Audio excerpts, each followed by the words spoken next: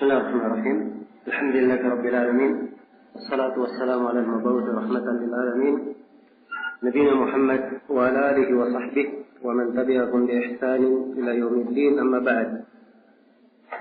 Ini majelis yang keempat dari pertemuan kita mengkaji kitab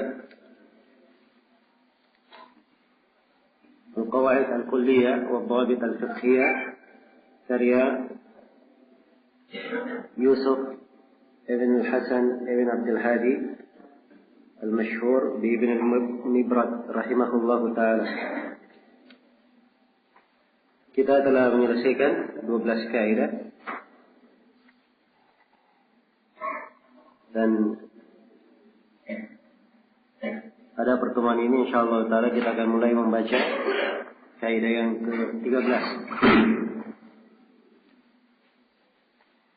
Kata beliau rahimahullahu ta'ala tsalitsata asyara. Kaidah yang ke-13. Yaqsamil mutatahhari bihi. Tentang pembagian hal yang dipakai bersuci.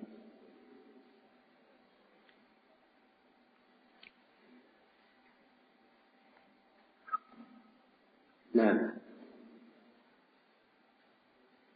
kata beliau al-mutatahharu bihi khamsatu aqsam.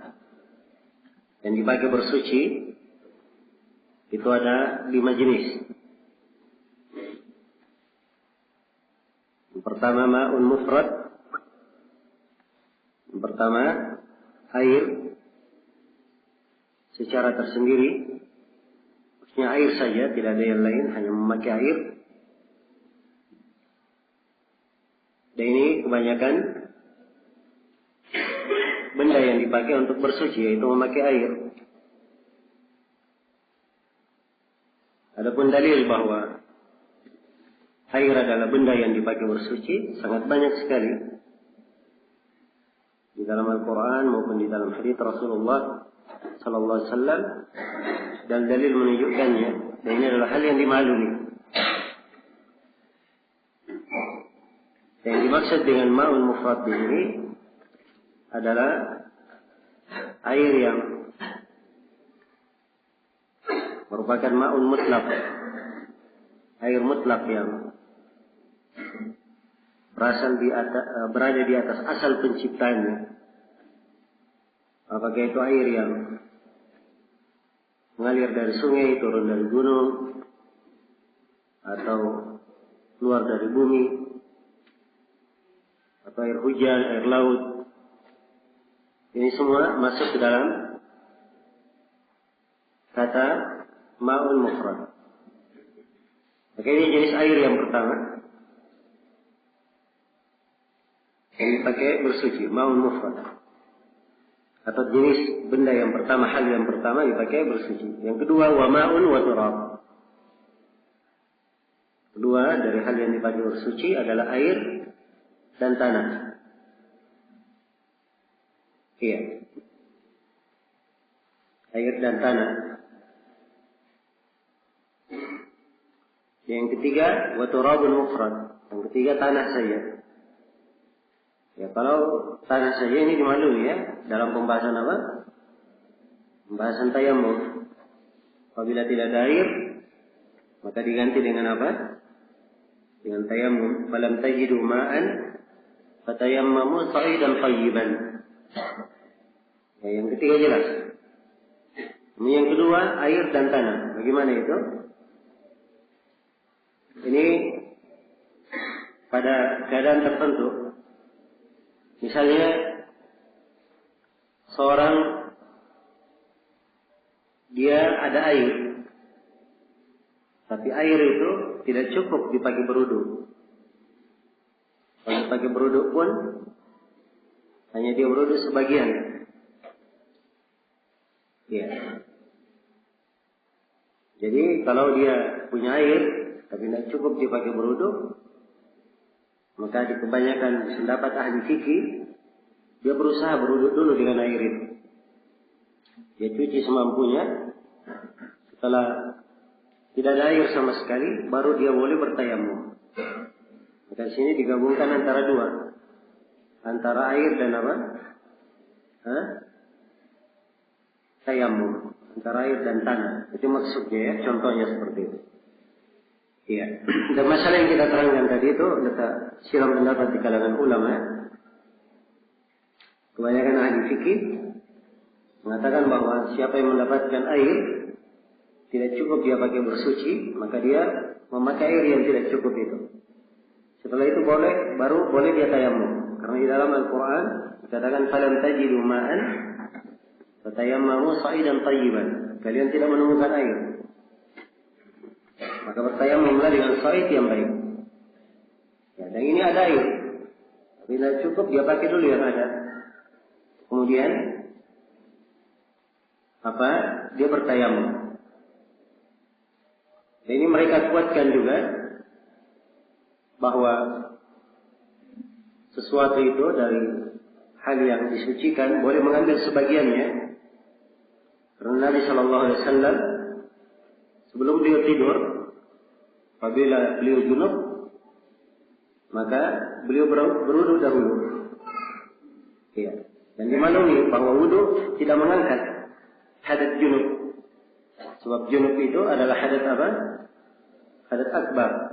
Sedangkan wudu hanya mengangkat hadat asghar, hadat kecil. Tapi beliau hanya berwudu, kemudian tidur. Nanti setelah bangun baru mandi. Ya, ini diantara dalil yang menunjukkan bahwa boleh dia memakai sebagian.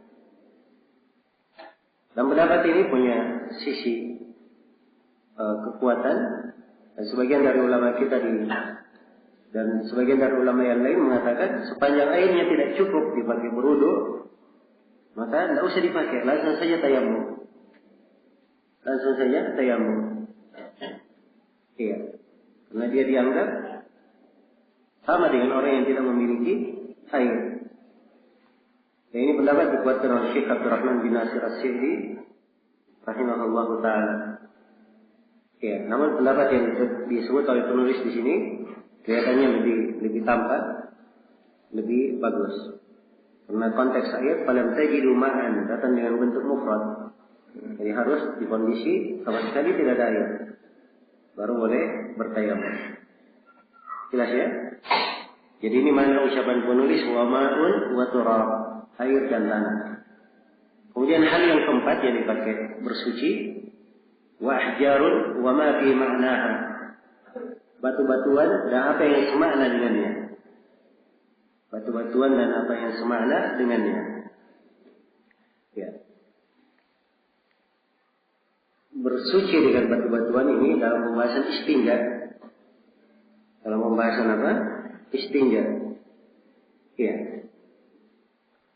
Dan ada kemungkinan penulis di sini di dalam 5 hal yang beliau terangkan, ada kemungkinan beliau menginginkan bersuci dari hadat kecil, bersuci dari najis dan bersuci dari hadat. Dua-duanya beliau inginkan. Jadi air bisa dipakai membersihkan apa? Membersihkan hadat, mengangkat hadat. Dia punya hadat asghar dengan cara berwudu diangkat hadatnya. Dia ada hadat akbar dengan cara dia mandi. Iya, dia terkena najis, ada kotoran manusia melekat di tangannya, dia cuci pakai tangan sampai bersih. Dia cuci tangannya pakai air sampai bersih. Jelas ya? Demikian pula di dalam mensucikan kotoran air liur anjing, dicuci dengan air 7 kali dan cucian yang ke-7-nya dicuci dengan apa? Dicuci air bersama dengan apa? Dengan tanah. Ya. Dan di riwayat Abdullah ibn Mughaffal dicucian yang ke-8. Ini boleh, dua-duanya boleh. Iya. Dan tanah itu juga boleh dipakai untuk membersihkan hadas. Dan akan datangnya nanti bumi untuk yang kelima. Bumi untuk membersihkan sepatu kalau ada kotorannya. Iya. Jadi ini kembali saya tekankan makna al-mutatahharu bihi, apa yang dipakai bersuci, maksudnya dipakai bersuci untuk mengangkat hadas atau menghilangkan najis. Menghilangkan najis untuk dua-duanya. Sekarang yang keempat beliau bahas tentang bersuci dengan batu-batuan. Ini hanya khusus di mengangkat apa? Menghilangkan najis saja. Ini di pembahasan istinja. Di pembahasan istinja. Iya. Dia disebut dengan nama istijmar. Menggunakan jima, batu-batu kecil. Iya. Ini adalah hal yang disyariatkan. Dianjurkan oleh Nabi, dicontohkan oleh Rasulullah sallallahu alaihi wasallam dalam banyak hadis. Di antaranya hadis Abu Hurairah riwayat Bukhari dan Muslim, "Wa man istajmara falyuhir." Dan siapa yang beristijmar, maka hendaknya dia mengganjilkan. Hendaknya dia mengganjilkan. Iya. Jadi boleh menggunakan batu-batuan, ahjar, wa ma fi ma'naha, dan apa yang semakna dengannya. Apa yang semakna dengannya. Karena di dalam bersuci menggunakan dalam beristijmar itu tidak harus menggunakan apa? Batu. Boleh dia menggunakan apa yang semisal dengannya. Dia menggunakan kayu, menggunakan tisu misalnya, ya, atau yang semisal dengannya. Tapi disyaratkan sama dengan syarat apa? Batu. Pada batu disyaratkan dia harus batu yang suci. Kemudian disyaratkan pada batu yang dipakai beristinja, dia adalah batu yang menyerap air, membersihkan. Iya. Kemudian disyaratkan pada batu yang dipakai bersuci, jumlahnya tidak kurang dari 3. Paling sedikitnya 3. Kemudian disyaratkan dia ganjil. 3 atau 5 atau berapa? 7 dan seterusnya. Iya. Ini diantara persyaratannya. Ya. Dan kalau dia menggunakan selain batu, ada syarat yang lain. Karena benda yang dipakai itu bukanlah benda yang dimakan atau yang dihormati. Ya. Jangan sampai dia beristinja dengan apa? Dengan korma. Ya. Atau apa? Dia istinja dengan makanan. Ini tidak diperbolehkan. Jelasnya? Nah, apa dalilnya boleh beristinja dengan selain batu? Ya. Dalilnya adalah hadis Ibnu Mas'ud radhiyallahu taala ketika Nabi membuang hajatnya, Nabi meminta kepada Ibnu Mas'ud agar supaya mendatangkan batu. Ibnu Mas'ud hanya dapat 2 batu. Dia tidak dapat yang ketiga. Maka beliau mengambil kotoran lalu dibawa kepada Nabi sallallahu alaihi wasallam. 2 batunya saja yang diambil, yang ketiganya dibuang. Beliau berkata, "Innaha rijis, sungguhnya dia ini najis." Ya, sisi pendalilannya Ibnu Mas'ud hanya ditegur karena najisnya, bukan ditegur karena membawa benda selain dari batu. Ya, menunjukkan bahwa asalnya apa saja boleh dipakai untuk beristinja. Karena itu penulis memberikan bahasa wa ahjar, batu-batuan, wa ma fi ma'naha, dan apa yang semakna dengannya. Jadi ini hal yang keempat yang boleh dipakai bersuci. Ini hal yang kelima yang dipakai bersuci, wa ardun fi dalqil khuffi wal hida, ya, dan bumi di dalam menggosok. Bumi maksudnya isi tanah di dalam menggosok sepatu dan dalam menggosok khuf, sepatu kulit dan hida atau sepatu secara umum. Iya. Ini tentang bumi, dia mensucikan. Seorang pakai sepatu, pakai sendal, pakai khuf, ada kotoran yang melekat, dia gosok saja ke tanah. Dan dia gosok ke tanah itu sampai najisnya hilang, itu sudah cukup, sudah membersihkannya. Ini berdasarkan hadits Abu Sa'id Al-Khudri, riwayat Abu Dawud dan disahihkan oleh Ibnu Khuzaimah. Rasulullah sallallahu alaihi wasallam bersabda, "Idza jaa ahadukum al-masjid falyanzur." Apabila salah seorang dari kalian datang ke masjid, hendaknya dia melihat. Fa in ra'a fi na'lihi adan aw qadaran falyamsahhu. Kalau dia melihat pada kedua sendalnya ada kotoran atau qadaran atau sesuatu yang menjijikkan, falyamsahhu, hendaknya dia gosok. Ya, maksudnya digosok ke bumi. Wal yusalli fihima, kemudian hendaknya dia salat padanya. Nah, ini hadis termasuk salah satu hadis yang menunjukkan disyariatkannya salat memakai apa? Memakai sendal. Jadi mereka jika datang ke masjid ingin salat dan mereka salat pakai sendal, karena Nabi memberikan anjuran, tuntunan. Pertama, siapa yang masuk masjid, dia lihat dulu ke sendalnya. Dia lihat ke sendalnya, ada kotoran atau tidak. Kalau ada kotoran, dia gosok di bumi sebelum masuk ke masjid. Nah, hadis ini dari dalil yang menunjukkan harusnya kita menjaga kebersihan masjid, ya, dan serius dalam memperhatikannya. Oh, jangan dia masuk, oh saya tidak tahu, oh saya tidak periksa. Nah, ini keliru ya, sebab Nabi di sini berkata apabila salah seorang dari kalian datang ke masjid, hendaknya dia melihat. Inilah keadaan orang sholat. Dia datang, dia perhatikan segala persiapannya yang berkaitan dengan sholatnya, berkaitan dengan masjid. Ya. Jangan dia masuk ke masjid setelah HP-nya ribut-ribut, ya, baru dia katakan, oh saya lupa mematikan. Ya, harusnya sebelum dia masuk masjid dia sudah ingat. Dia bawa HP harus dimatikan. Ya. Supaya tidak diselang, supaya tidak keluar suaranya. Nah, ini dari mana yang hendaknya diperhatikan. Baik, jadi ini kaidah yang ke-13. Ya. Jadi hanya ini saja yang bisa dipakai apa? Bersuci.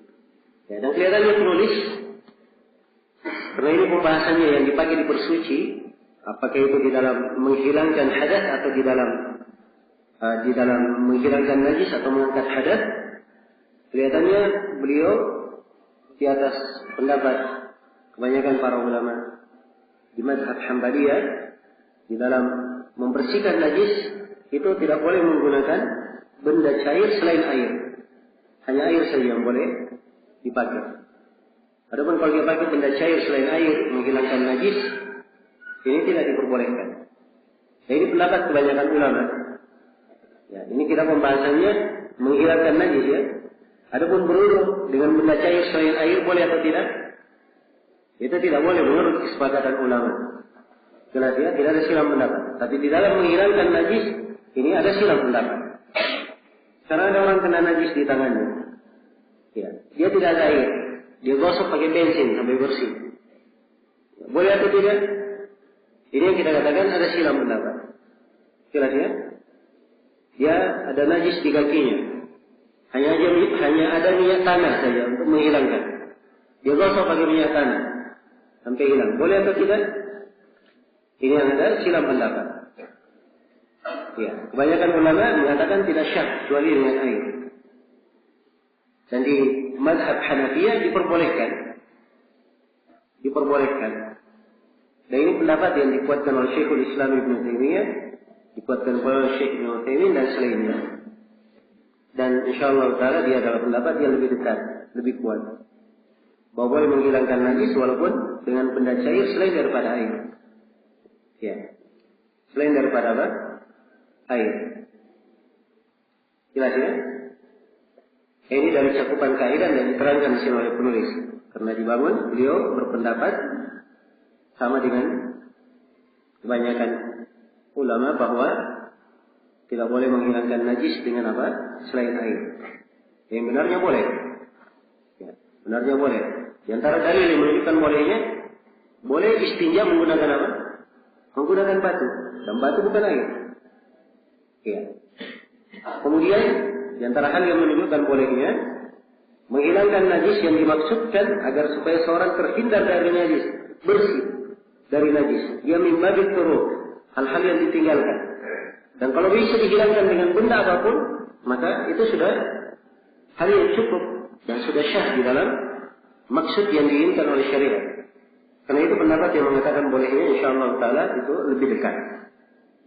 Baik, selesai sudah ya kaidah yang ke-13.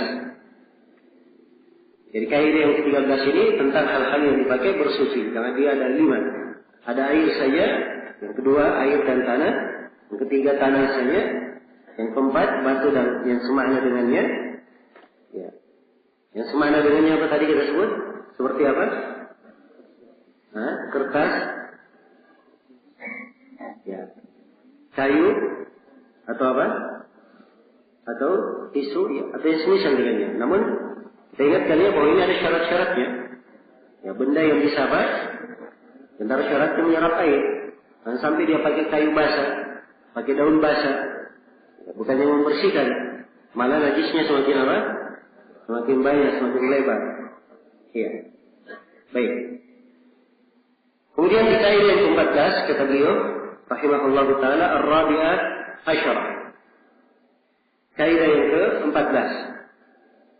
Ya, dan kaidah yang ke-14 ini tentang syarat-syarat salat. Nah, ini kaidah yang ke-14 mulai masuk di pembahasan salat. 13 kaidah sebelumnya semuanya di pembahasan apa? Di pembahasan tahar. Iya.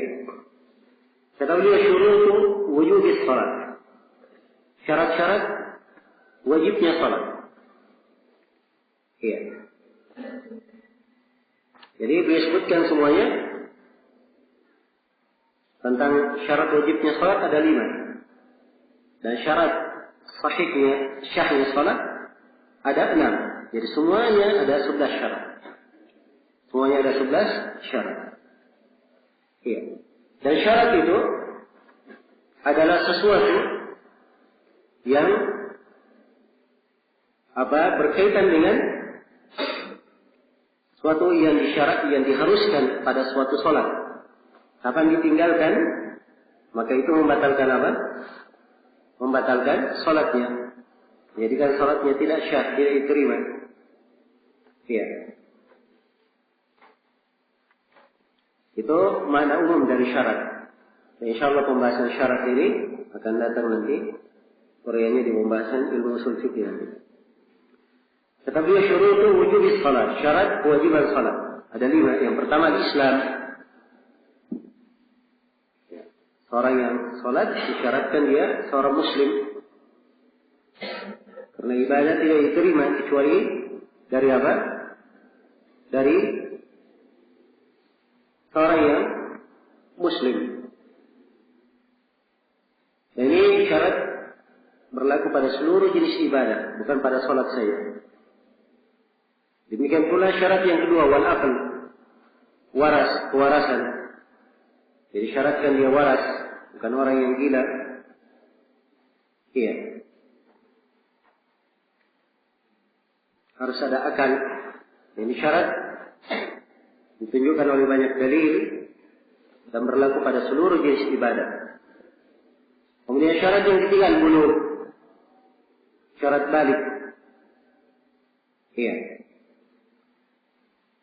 Dan Nabi sallallahu alaihi wasallam telah menyebutkan bahwa pena diangkat dari 3. Salah satunya an-sabiyyin hatta yablugh.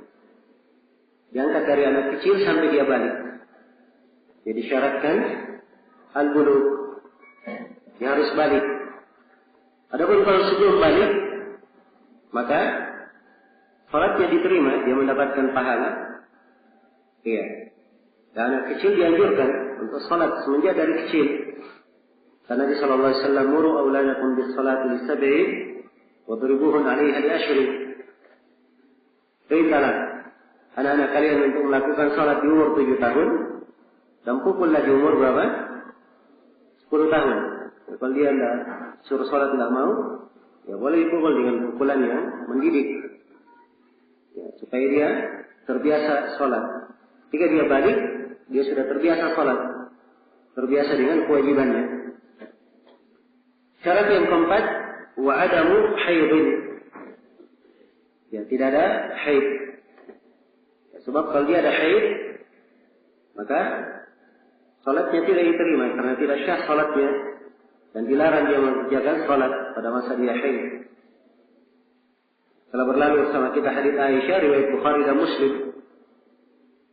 Fakunna nu'maru biqada'is shaumi wa la nu'maru biqada'is salat. Kita diperintah untuk mengganti puasa pada saat haid dan kami tidak diperintah mengganti salat. Sebab salat tidak syah dan tidak diwajibkan pada saat perempuan itu haid. Yang kelima, wa adamu nifas, dan tidak boleh nifas. Sama ya. Nah, kalau dikatakan tidak haid berarti nifas juga masuk di dalamnya. Seluruh hukum-hukum nifas itu sama dengan hukum-hukum apa? Hukum-hukum haid, kecuali dalam 3 perkara yang telah kita jelaskan. Baik, jadi di 5 syarat kewajiban salat. Syarat wajibnya. Kapan seorang dikatakan wajib mengerjakan salat? Apabila 5 syarat ini terpenuhi. Ya. Jadi kalau anak kecil, dia belum wajib, sudah dianjurkan. Ini 5 syarat kewajiban. Kemudian yang ke-6 syarat syahnya. Wa syurutu as-sihhati sittatun. Dan syarat sahihnya, syarat benarnya salat ada 6. Ini syarat syahnya.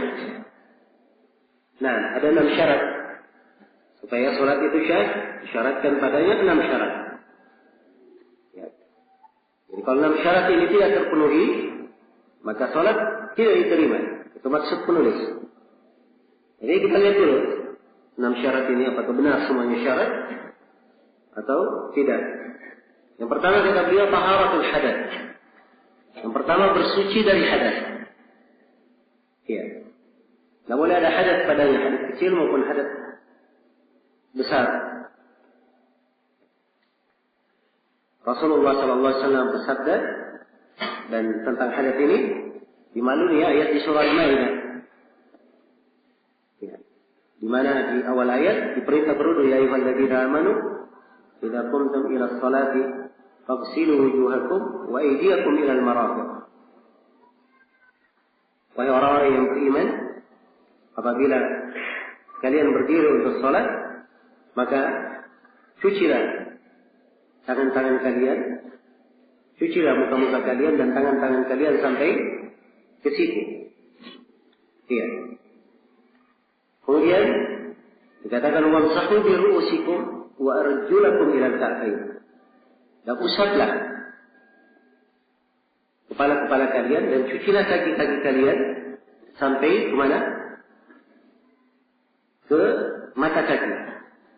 Wa in kuntum junuban fatahharu. Apabila kalian junub, maka bersucilah. Ini hadas apa? Junub?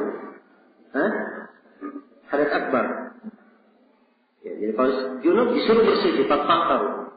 Wa in kuntum marda aw ala safarin aw jaa ahadukum min al-gha'ib aw lamastumun nisa falam tajidu ma'an fatayammamu sa'idan tayyiban.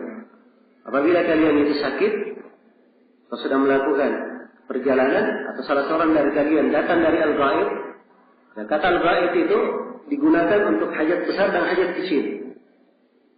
Jelas ya?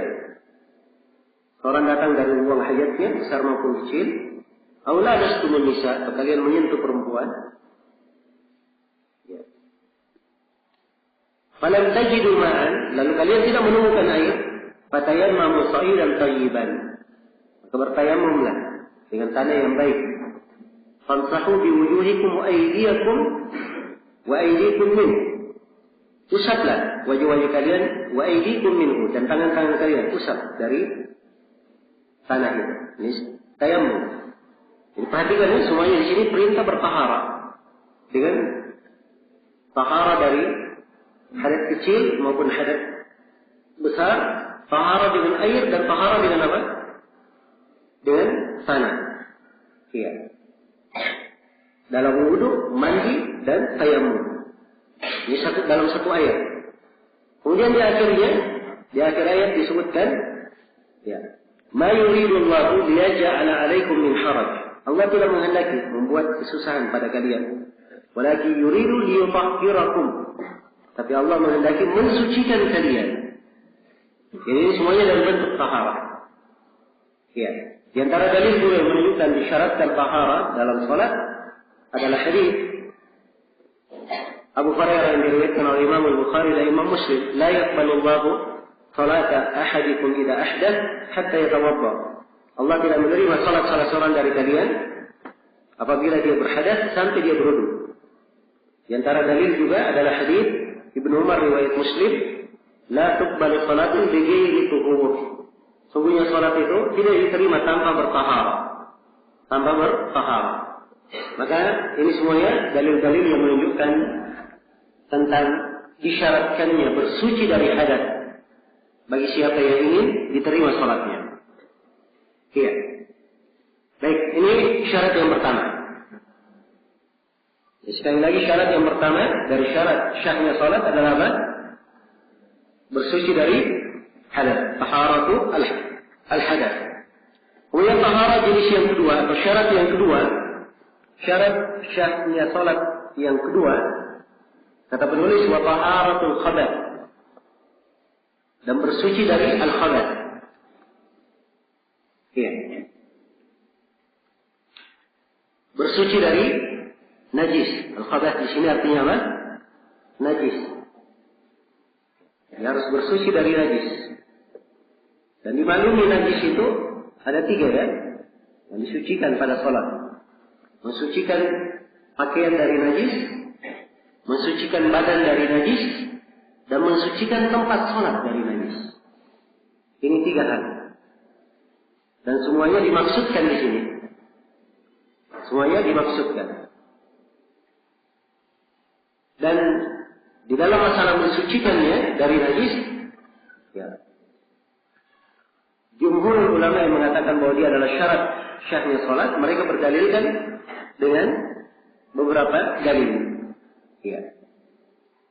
Pertama kita lihat ya, ada mensucikan pakaian dulu. Mensucikan pakaian di antara dalilnya adalah hadis riwayat Bukhari dan Muslim. Ya. Tentang darah haid yang menimpa baju. Nabi berkata, tahuttuhu thumma taqrusuhu bil ma thumma tandahuhu thumma tusalli fihi. Engkau mengeruknya, kemudian digosok pakai air, ya, kemudian dicuci, lalu dilakukan salat padanya. Perhatikan bagaimana dihilangkan najis dari pakaian. Iya. Juga di antara dalil Nabi SAW ketika menggendong anak kecil, dan anak kecil ini belum makan makanan selain dari air susu ibunya. Kemudian bayi ini kencing di atas pangkuan Nabi. Maka Nabi meminta air, lalu dipercikkan air di atas kencing bayi laki-laki tersebut. Ya. Ini membersihkan pakaian. Ya, juga di antara dalil adalah hadis tentang kisah Nabi SAW dan para sahabat yang salat. Ya. Kemudian tiba-tiba Rasulullah SAW sementara salat beliau melepas kedua sendalnya, lalu melanjutkan salatnya. Maka para sahabat yang melihat Nabi melepas sendalnya, mereka ikut melepas sendal mereka. Begitu selesai, maka Nabi SAW bertanya, kenapa kalian melepas sendal-sendal kalian? Para sahabat menjawab, ya Rasulullah, kami melihat engkau melepas sendalmu, kami pun ikut melepas sendal-sendal kami. Rasulullah bersabda, Inna Jibril atani akhbarani anna fihi ma'adan aw qadaran. Sungguhnya Jibril datang mengabarkan kepadaku bahwa pada sendal itu ada kotoran atau ada apa? Hal yang najis padanya. Iya. Baik. Ini di antara dalil ya. Ini khusus berkaitan dengan pakaian. Ada yang berkaitan dengan badan. Berkaitan dengan badan, dimaklumi ada perintah beristinja dengan air, istinja dengan batu, untuk membersihkan najis dari badan. Ya. Demikian pula Nabi memerintah membersihkan madi. Demikian pula Nabi mengabarkan 2 orang yang disiksa di alam kubur. Salah satunya dia tidak apa? Karena la yastanzihu min bauli, dia tidak berbersih ketika buang air kecil. Ya. Adapun berbersih di tempat, pada tempat yang dipakai salat, ada ayat Al-Quran, wa ahidna ila Ibrahim wa Ismail an tahhira baitiya lit-ta'ifina wal-'akifina wa ruk'a'is sujud. Kami ambil janji pada Nabi Ibrahim dan Nabi Ismail supaya mereka berdua mensucikan rumahku, yaitu Ka'bah. Jadi kalimat disucikan. Ya. Ka'bah ini menunjukkan bahwa tempat yang dipakai salat disucikan. Dan juga di antara dalil adalah kisah Arab yang kencing di masjid. Lalu Nabi SAW meminta didatangkan satu timba besar berisi air, kemudian dituangkan di atas kencing itu, supaya bersih tempat salat itu dan menjadi suci. Nah, baik ini di antara dalil-dalil. Ya. Dalil-dalilnya jelas. Tapi sisi pendalilannya yang dipermasalahkan itu. Karena para ulama yang membawakan dalil ini, mereka mengatakan disyaratkan syarat syahnya salat. Syarat apa? Syahnya salat. Apa artinya syarat syah? Syarat itu kalau ditinggalkan batal salatnya. Jadi syarat salat kalau ditinggalkan apa? Batal salatnya. Iya.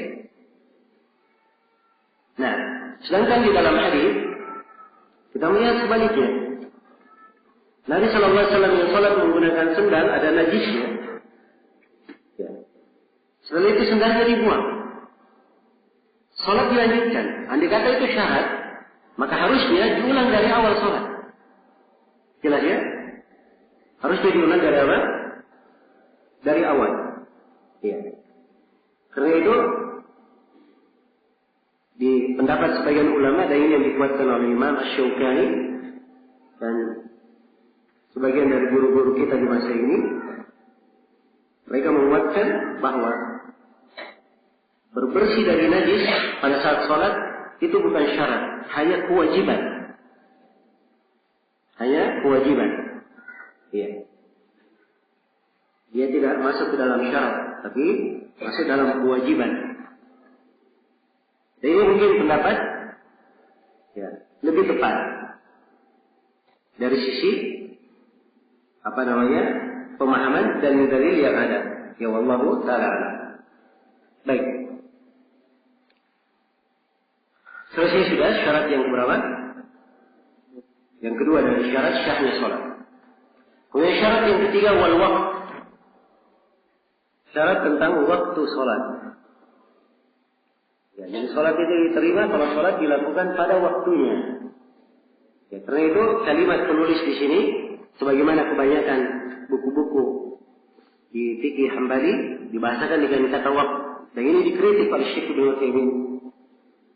Syekh Ibnu Utsaimin mengkritik penggunaan kata ini dan beliau katakan afdalnya dibahasakan dengan kata wadukhulul waqt, masuknya waktu.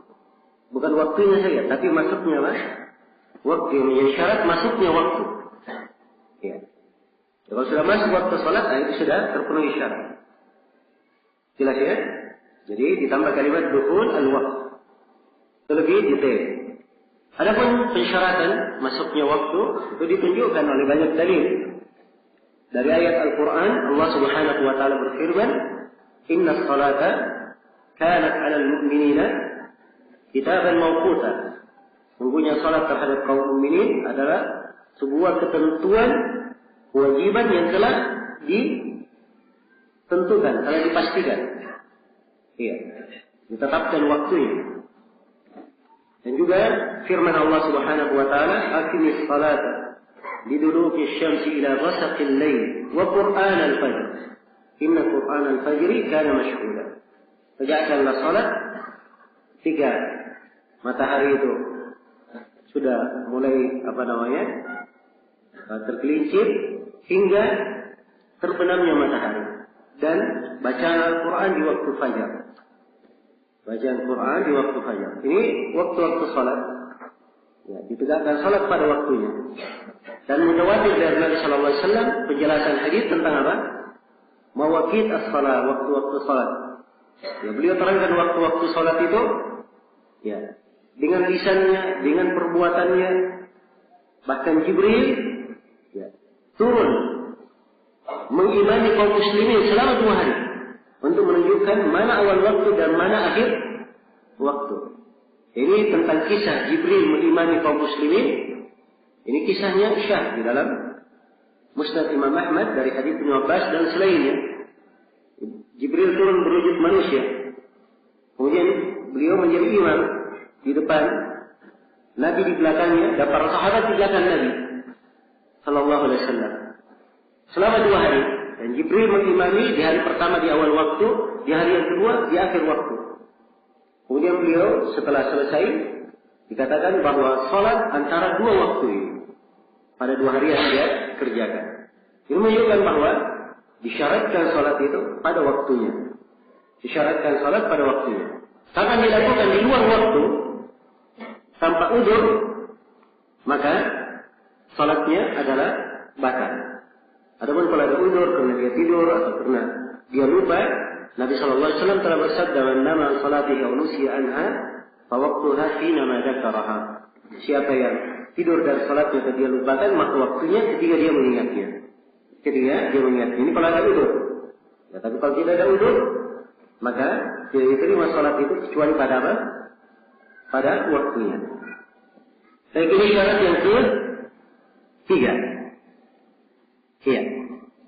Kemudian syarat yang ke-4 dari syarat syahnya salat, wasatrul aurat, dan menutup aurat. Dan menutup aurat. Iya. Kalau di pembahasan Al-Quran, ya bani Adam, khudu zinatakum inda kulli masjid. Wahai anak Adam, ambillah perhiasan kalian ketika kalian memasuki masjid. Disebut perhiasan. Ya. Kalau satrul aurat, dia menutup aurat. Dari kata aurat yang merupakan aibnya, hal yang tidak baik ditampakkan, dia tutup. Itu aurat namanya. Jelas ya? Dan menutup aurat ini merupakan syarat salat dengan beberapa dalil. Di antara dalil adalah ayat di surah Al-A'raf yang saya bacakan tadi. Ya bani Adam, khudu zinatakum inda kulli masjid. Wahai anak Adam, ambillah perhiasan kalian ketika kalian memasuki masjid. Suruh mengambil perhiasan. Yang dimaksud dengan perhiasan di sini, apa yang harus dia pakai untuk menutupi auratnya. Ya, apa yang dia pakai untuk menutupi auratnya. Nah, juga di antara dalil adalah sabda Rasulullah SAW, ya, tentang berpakaian untuk salat. In kana wasian faltahid bih, wa in kana dayyiqan fattajir bih. Ya, apabila pakaiannya luas, hendaknya dia pakai berselimut, maksudnya dia tutupi seluruh badannya. Ya. Kalau ternyata pakaiannya sempit, maka dia pakai bersarung saja, dia tutupi sarungnya. Sebab ini aurat dari pusat sampai pelutut yang dia tutupi. Ini kalau sempit. Tapi kalau dia punya kelebihan kain, wajib dia tutup kedua bahunya. Wajib dia tutup kedua bahunya. Nah, maka sini harus sebutkan paling tidak dia memakai sarung. Iya. Baik. Kemudian Ibnu Abdul Bar menukil kesepakatan ulama bahwa siapa yang salat dalam keadaan telanjang, sedangkan dia mampu berpakaian, maka salatnya dianggap sebagai salat yang batil. Salat yang batil. Nah, ini pendapat yang insyaallah taala dikuat Imam Syaukani di dalam pembahasan ini. Beliau cenderung mengatakan bahwa menutup aurat bukan syarat syah, hanya kewajiban saja. Nah, hanya kewajiban. Namun, ya, sini diterangkan bahwa adalah kesepakatan dan makna dari ayat, kemudian dari hadis juga cenderung untuk menunjukkan syaratnya. Maka pendapat yang mengatakan menutup aurat adalah salah satu syarat syahnya salat, insyaallah taala itu lebih tepat. Iya. Baik. Kemudian yang ke berapa sekarang? Yang kelima, kata beliau wastiqbalul kiblat. Wastiqbal al-kiblat, dan menghadap kiblat. Iya. Dan menghadap kiblat. Dan syarat syahnya salat adalah menghadap kiblat. Menghadap kiblat. Dan ini berdasarkan dalil dari Al-Quran dan dari hadits Rasulullah dan kesepakatan di kalangan ulama. Dari Al-Quranul Karim, Allah Subhanahu wa taala berfirman, "Wa min haitsu kharajta fawalli wajhaka syatr al-masjidil haram. Wa haitsu ma kuntum fawallu wujuhakum syatr." Dari mana engkau keluar, maka hadapkanlah wajahmu ke pertengahan Masjidil Haram. Dan dimanapun kalian berada, maka arahkanlah wajah kalian ke pertengahan Masjidil Haram. Ya. Ini perintah dalam Al-Quranul Karim. Dan di antara hadis, banyak sekali hadis yang menunjukkannya. Antara hadis yang paling penting menunjukkan hal ini adalah hadis tentang orang al-musi fi salatihi, orang yang jelek di dalam salatnya itu. Dan dia salat dan Nabi menyaksikannya. Setelah selesai salat dia mendatangi Nabi. Dia berkata Assalamualaikum. Dia memberi salam kepada Nabi, maka Nabi menjawab salamnya. Kemudian Nabi berkata, "Irji fafal bikaina kalam fafal." Kembalilah kamu salat. Ya, ulangi salatmu. Sungguhnya kamu tadi belum salat. Ya, sampai 3 kali. Setelah itu orang ini berkata, "Ya Rasulullah, saya tidak paham cara salat kecuali apa yang saya lakukan ini. Maka ajarilah saya bagaimana cara salat." Maka Nabi sallallahu alaihi wasallam bersabda, "Idza qumta ila salati fa asbighul wudu, thumma istaqbilil qiblah fakabbir." Apabila kamu berdiri untuk salat, maka sempurnakanlah wudu. Kemudian menghadaplah ke kiblat lalu takbir. Jadi diperintah menghadap ke mana? Ke kiblat. Menunjukkan bahwa dari syarat salat, syarat syahnya salat harus menghadap ke mana? Ke kiblat. Karena ini orang tadi salatnya dianggap tidak syah oleh Nabi. Maka apa yang diajarkan oleh beliau di sini itu adalah hal yang menyebabkan salatnya itu syah. Iya. Baik. Dan sepakat para ulama bahwa menghadap ke kiblat pada saat salat itu adalah kewajiban. Tidak ada silang pendapat di kalangan ulama. Kemudian syarat yang terakhir, syarat yang keenam, kata beliau wan niyah. Dan niat. Ya. Niat ini adalah syarat pada seluruh apa? Seluruh ibadah. Termasuk salat. Setelah berulang kali kita terangkan dalilnya, di antaranya hadis innamal a'malu binniyat wa innamal likulli imri'in ma nawa. Setiap amalan itu tergantung dengan niatnya dan setiap orang hanya mendapatkan sesuai dengan apa yang dia niatkan. Baik. Dengan ini selesai sudah pembahasan kaidah yang ke-14 tentang syarat-syarat salat. Apakah itu syarat yang berkaitan dengan syarat wajibnya atau berkaitan dengan syarat syahnya salat. Syarat wajibnya salat ada berapa tadi? Ada 5. Dan syarat syahnya ada berapa? Ada 6. Iya. Dan ini pembahasan penulis di sini lebih lengkap. Lebih lengkap.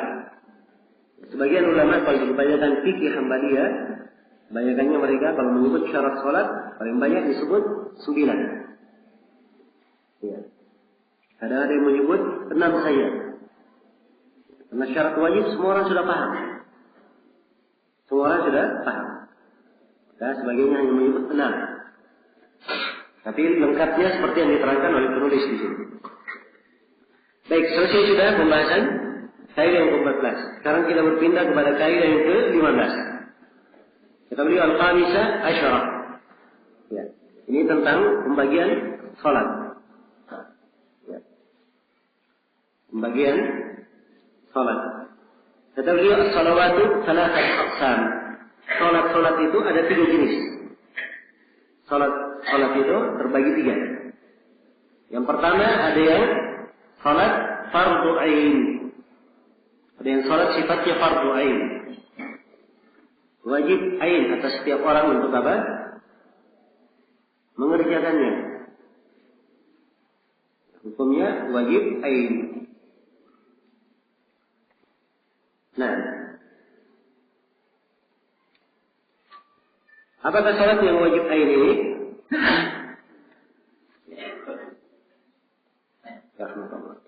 Kata beliau wajib salawatul khamsu, yaitu salat 5 waktu. Ini salat wajib ain. Dan saya kira semua dari kita memahami hal ini. Dan kewajiban salat 5 waktu ini diterangkan di dalam Al-Quranul Karim, diterangkan dalam hadits yang mutawatir dan disepakati oleh kaum muslimin. Hal yang dimaklumi di dalam Islam secara aksioma tentang kewajiban salat 5 waktu ini. Iya. Baik. Ini yang pertama dari jenis salat. Yang kedua kata beliau, dan masuk di dalam salat 5 waktu, salat apa? Salat Jumat. Ya. Salat Jumat. Tapi ini khusus untuk laki-laki. Dan siapa yang tidak mempunyai halangan menghadiri Jumat. Adapun yang punya udzur seperti perempuan dan orang yang berhalangan, maka dia menegakkan salat zuhur. Menegakkan salat zuhur. Baik. Kemudian yang kedua, fardu kifayah. Salat yang sifatnya fardu kifayah. Ya, fardu kifayah itu apa? Fardu kifayah adalah kewajiban apabila sebagian dari kaum muslimin sudah melaksanakannya, maka gugur dari yang lainnya. Itu fardu kifayah. Dan beliau sebutkan bahwa yang fardu kifayah dari salat ada 2. Wa hiya salatul idain. Pertama adalah salat 2 Id, Idul Fitri dan Idul Adha. Yang kedua wal janazah, dan salat jenazah. Iya. Salat jenazah. Baik. Adapun salat Id, menurut penulis dia adalah fardu kifayah. Menurut penulis dia adalah fardu kifayah. Iya. Dan sebagian ulama yang lain berpendapat bahwa dia masuk fardu ain. Salat Id itu. Karena Nabi sallallahu alaihi wasallam ya, tidak pernah meninggalkannya. Tidak pernah meninggalkannya. Bahkan para perempuan yang haid pun, yang tidak punya kewajiban salat, diperintah untuk menghadiri Id walaupun dia tidak salat. Sekedar mereka menghadiri salat Id. Iya. Itu sebagian ulama berpendapat bahwa dia bukan fardu kifayah, tapi masuk kepada fardu ain. Ini saya kira pendapat punya sisi kekuatan yang patut dipertimbangkan dan mengatakan fardu ain. Walaupun kebanyakan ulama seperti yang disebut oleh penulis di sini hukumnya fardu kifayah. Demikian pula salat jenazah. Salat jenazah hukumnya fardu kifayah. Karena Nabi memerintah untuk menyolati jenazah di dalam banyak hadis. Dan kita katakan ini adalah fardu kifayah sebab Nabi di sebagian keadaan tidak mensolati sebagian sahabat, beliau perintah sahabat yang lain, beliau perintah para sahabatnya yang mensolatinya, dan beliau sendiri tidak mensolati. Ya, seperti pada kejadian orang yang berhutang itu, atau orang yang mencuri. Maka Nabi berkata, solatilah kawan kalian, dan beliau sendiri tidak menyolatinya. Supaya menjadi pelajaran bagi kaum muslimin, jangan ada yang berbuat kesalahan seperti itu. Ya. Dan ini menunjukkan bahwa itu adalah fardu kifayah.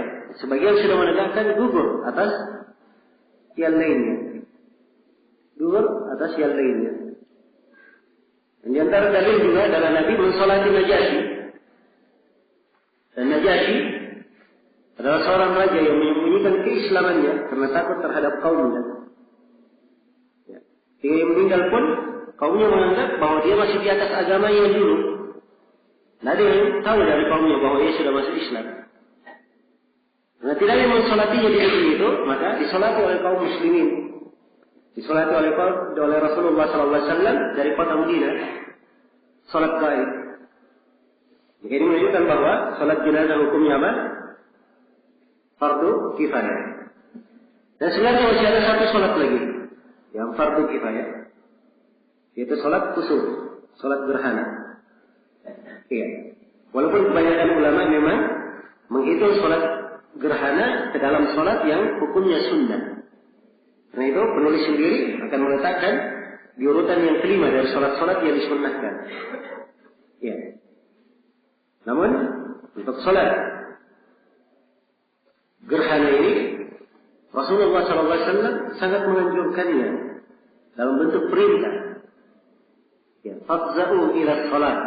Idza ra'aitum dzalika fadza'u ila salat. Apabila kalian melihat hal itu, maka segera kalian untuk melakukan salat. Diperintah. Beliau memerintah untuk memperbanyak istighfar. Sebab ini kejadian terjadi. Ya. Dia adalah dua tanda dari tanda kebesaran Allah Subhanahu wa ta'ala. Karena itulah dari memahami nas-nas haditsnya dan makna salat ini, maka ya, paling minimalnya seperti yang dikatakan oleh Syekh Ibnu Utsaimin, paling minimalnya salat kusuf ini dianggap fardu kifayah. Iya. Ini insyaallah taala yang pendapat yang lebih kuat. Dia juga masuk ke dalam fardu kifayah. Baik. Kemudian kata penulis, jenis salat yang ketiga adalah salat yang sunnah. Salat yang sunnah. Ya, disunnahkan. Wahia ishruna qisman. Dan salat yang disunnahkan ada 20 jenis salat. Ini 20 jenis salat disebutkan oleh siapa? Dan diterangkan oleh penulis. Ya. Dan sebagian ulama yang lain ada yang menyebut lebih dari ini. Ada yang menyebut lebih daripada 30 salat sunnah.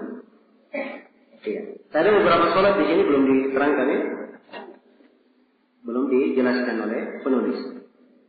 Beliau hanya menerangkan 20 saja. Menerangkan 20 saja. Ya, dan ada sebuah kisah yang unik disebutkan oleh penulis Ar-Risalah Al-Mustatrafah bahwa dia membaca di sebagian buku bahwa salat sunnah itu ya banyak jenis, lebih dari 20 dia baca. Maka dia menganggap hal itu adalah hal yang jauh. Kok bisa terlalu banyak salat sunnah jenisnya? Tapi subhanallah, waktu terus berjalan, ya, dan ia mendapatkan keterangan ulama yang lain lebih banyak lagi, lebih 30. Ya. Dan akhirnya hal ini menggerakkan dia sendiri untuk membahas jenis-jenis salat itu. Dan seingat saya dia dapatkan lebih banyak daripada apa yang disebutkan. Nah, maka ini ikhwani fillah, sifat dari ilmu seperti itu. Ya, seseorang apabila dia baru mendengar sesuatu, dia jangan langsung menganggap hal itu sebagai hal yang apa? Hal yang tidak benar atau hal yang jauh. Tapi coba dia periksa dulu dengan seksama. Ya. Dan di sebagian syarah sini penulis menyebutkan di salat yang ke 18 ada salat masuk rumah. Ya, ada salat masuk rumah. Di sebagian buku,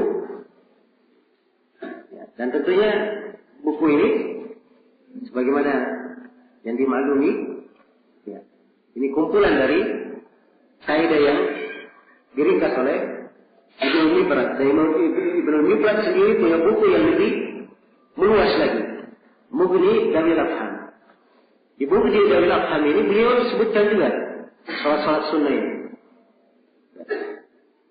Dan salah seorang dari guru kita yang mensyarah buku itu Syekh Abdul Muhsin Al-Ubaykan, beliau di dalam syarahnya ketika mendapatkan tentang salat sunnah masuk rumah atau keluar rumah, ya, beliau katakan saya tidak ketemukan hadis tentang ini.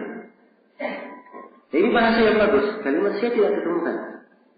Sebab ini beliau berbicara sesuai dengan batas apa? Pengetahuan dan pembahasannya. Dia tidak nafikan kalau ada orang lain yang apa?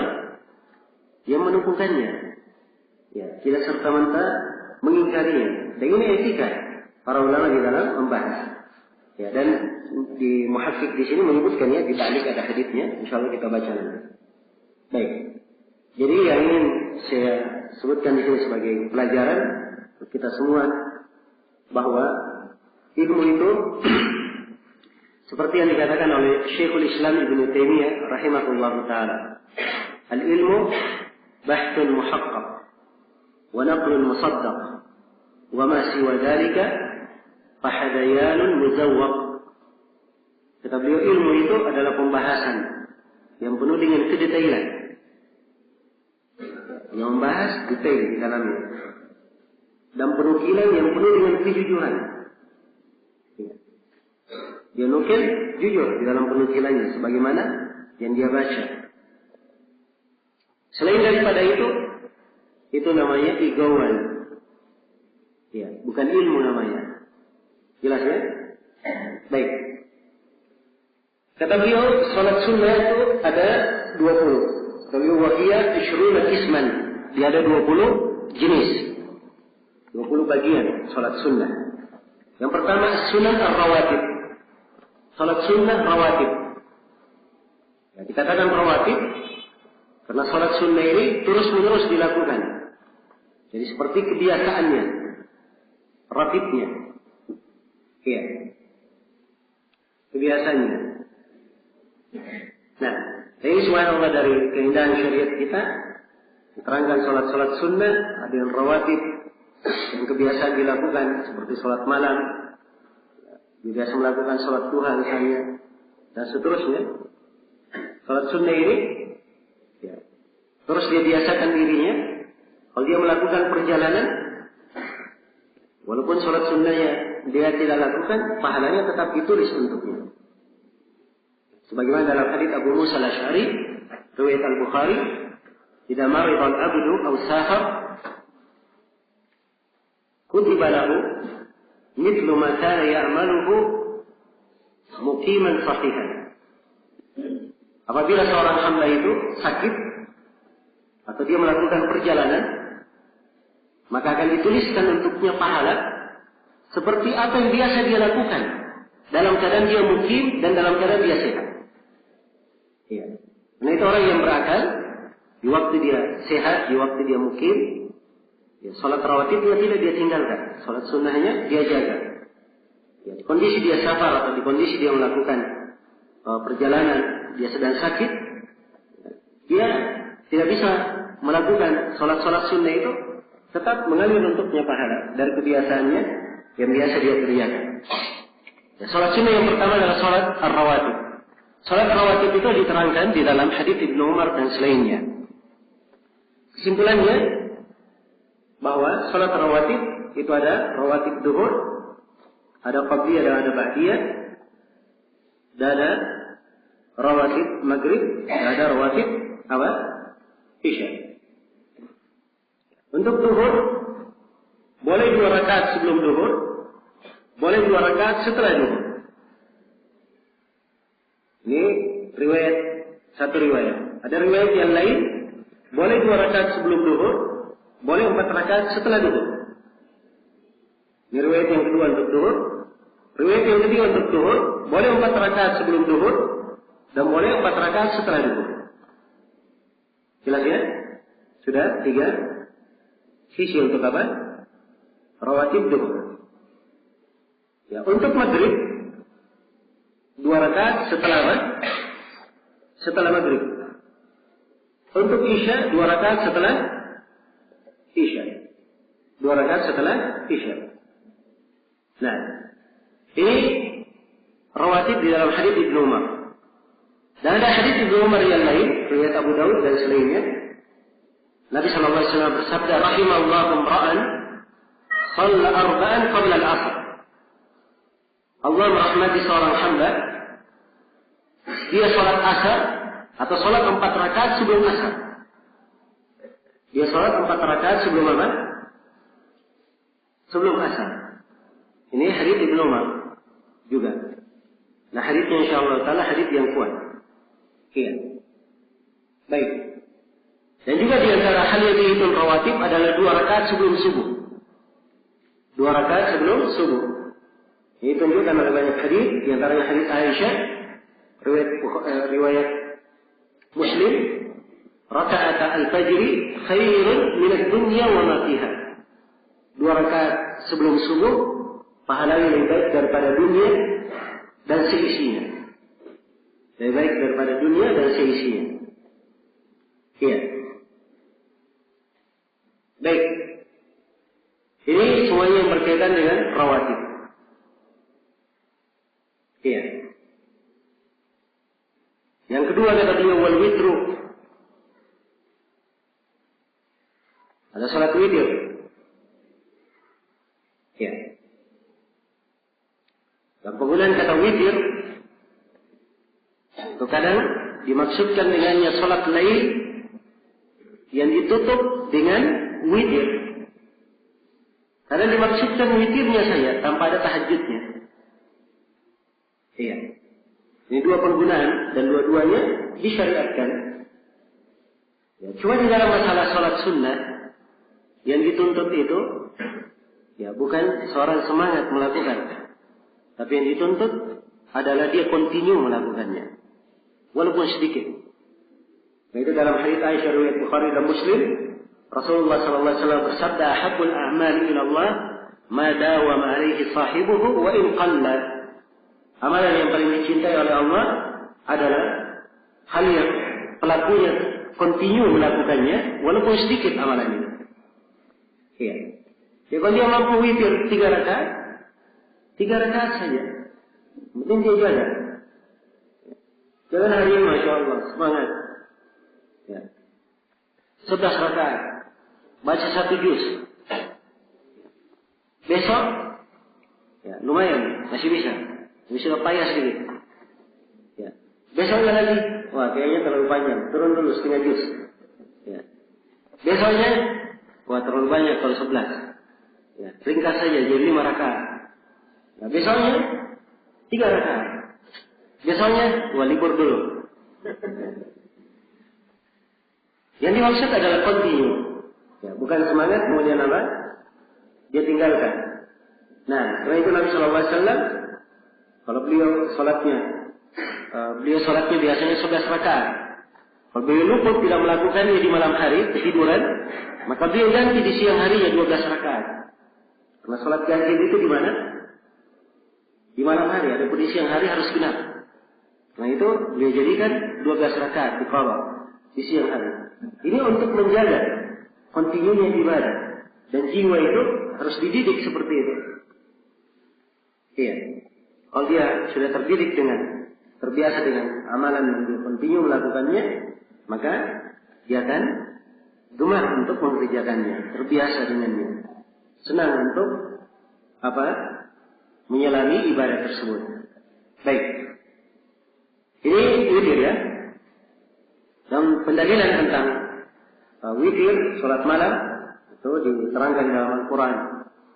Ya. Wa min al-laili fatahajjad bihi nafilatan lak asa an yab'athaka rabbuka maqaman mahmudan. Dan dari malam hari tahajjudlah kamu nafilah. Ya. Sungguhnya Allah akan membangkitkanmu di maqam yang baik. Tahajud itu salat yang didahului, salat malam didahului dengan tidur. Ya. Kalau dia tidur sedikit sebelumnya, itu baru tahajud namanya. Kalau dia tidak tidur, itu disebut sholat malam. Disebut sholat apa? Sholat malam. Kalau tahajudnya dia tutup dengan witir, maka dia tahajud bersama dengan apa? Witir. Ya. Dan kadang keseluruhannya disebut witir, sebagaimana yang telah kita terangkan. Dan juga Allah berfirman, ya ayuhan muzammil, qumil laila illa qalilan, nisfahu aw inqus minhu qalilan, aw zid alaihi wa rattilil qur'ana tartila. Wahai orang yang berserimat, ya, berdirilah di malam hari. Lakukan salat malam. Kecuali sedikit. Yang malam dihidupkan kecuali sedikit dari malam. Kebanyakan malam dihidupkan. Ya. Berapa kebanyakan malam? Nisfahu, seperduanya. Awinqus minhu qalila, atau kurang sedikit darinya.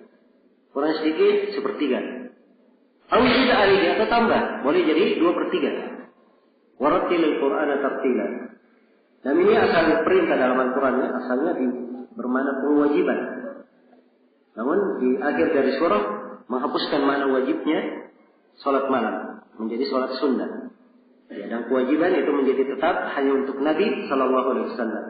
Sebab Nabi bagi beliau terhadap beliau wajib untuk salat witir. Adapun umatnya salat witir itu hukumnya adalah sunnah muakkadah. Hukumnya adalah sunnah muakkadah. Iya. Baik.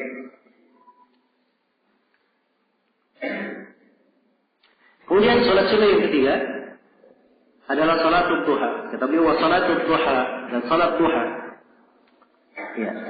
Dan salat duha ini adalah salat yang disunnahkan. Salat yang disunnahkan.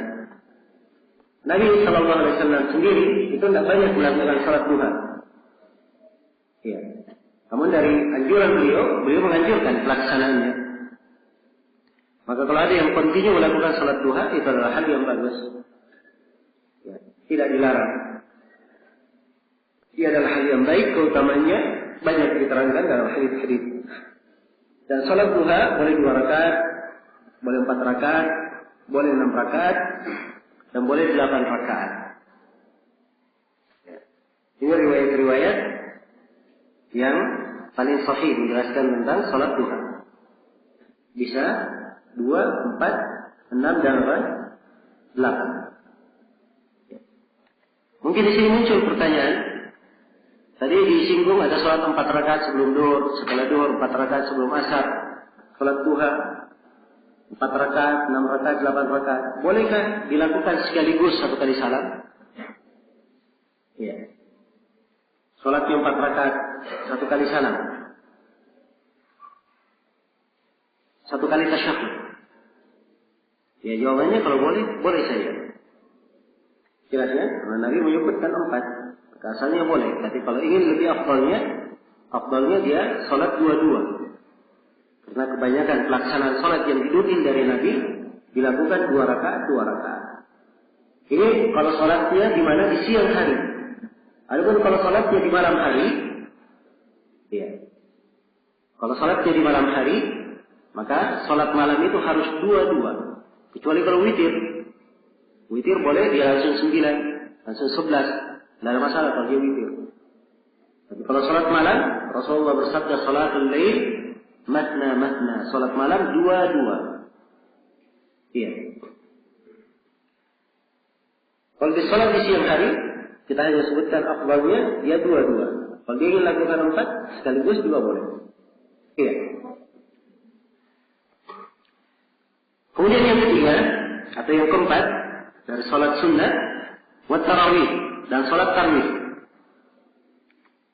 Ya, salat tarawih dia masuk juga dalam salat sunnah. Dan salat sunnah ini hanya disunnahkan di mana? Di bulan Ramadan. Sebab tarawih itu adalah salat malam dikerjakan secara berjamaah. Ya, dikerjakan secara berjamaah. Dan sejumlah ahli fikih menyebutkan bahwa yang dimaksud dengan tarawih dikerjakan secara berjamaah di awal malam. Di awal malam. Iya. Namun Wallahu a'lam bahwa yang benarnya bahwa salat tarawih itu juga boleh dilakukan di akhir malam.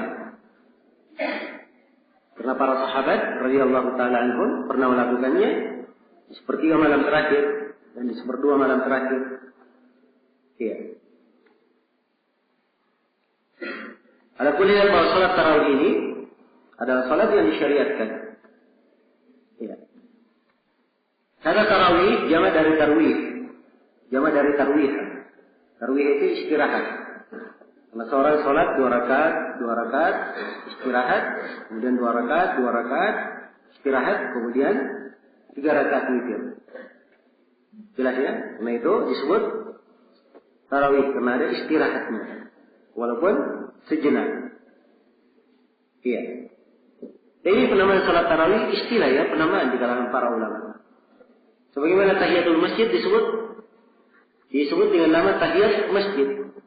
Ini dari kebiasaan ahli fikih untuk membedakan antara jenis ibadah. Ibadah ini disebut dengan ini, disebut dengan ini dan ini. Jelas ya? Ya. Jadi kalau ada yang bertanya, sholat tarawih apa dalilnya dari Al-Quran? Nama tarawih. Itu memang tidak ada di dalam Al-Quran, tidak pula di dalam hadis. Ya, dan ini termasuk kejahilan sebagian orang. Dan ini banyak disebarkan di Makassar sini. Bahwa sholat tarawih itu bid'ah. Tidak ada sholat tarawih di masa Nabi. Yang ada adalah sholat lain. Ini dari kejahilan mereka. Mereka baca di Sahih Bukhari. Sahih Bukhari satu kitab. Beri judul kitab sholat tarawih judulnya. Muhammad bin Nasr al-Marwazi di sholat malam. Dia kasih judul tentang salat tarawih dan banyak lagi dari para ulama menunjukkan bahwa ini bukan bid'ah, ini perkara yang dikenal di kalangan as-salaf. Hal yang dimaklumi. Jelas ya? Kemudian yang kedua salatul kusuf. Kelima adalah salat kusuf, salat gerhana. Ya, yang ini adalah salat yang disyariatkan. Syariatannya dalam hadis riwayat Bukhari dan Muslim. Nabi sallallahu alaihi wasallam bersabda, "Inna asy-syamsa wal qamara ayatan min ayatillah, la tankasifani li mauti ahadin wala li hayati. Fa idza ra'aytum dzalika fafza'u ila shalah."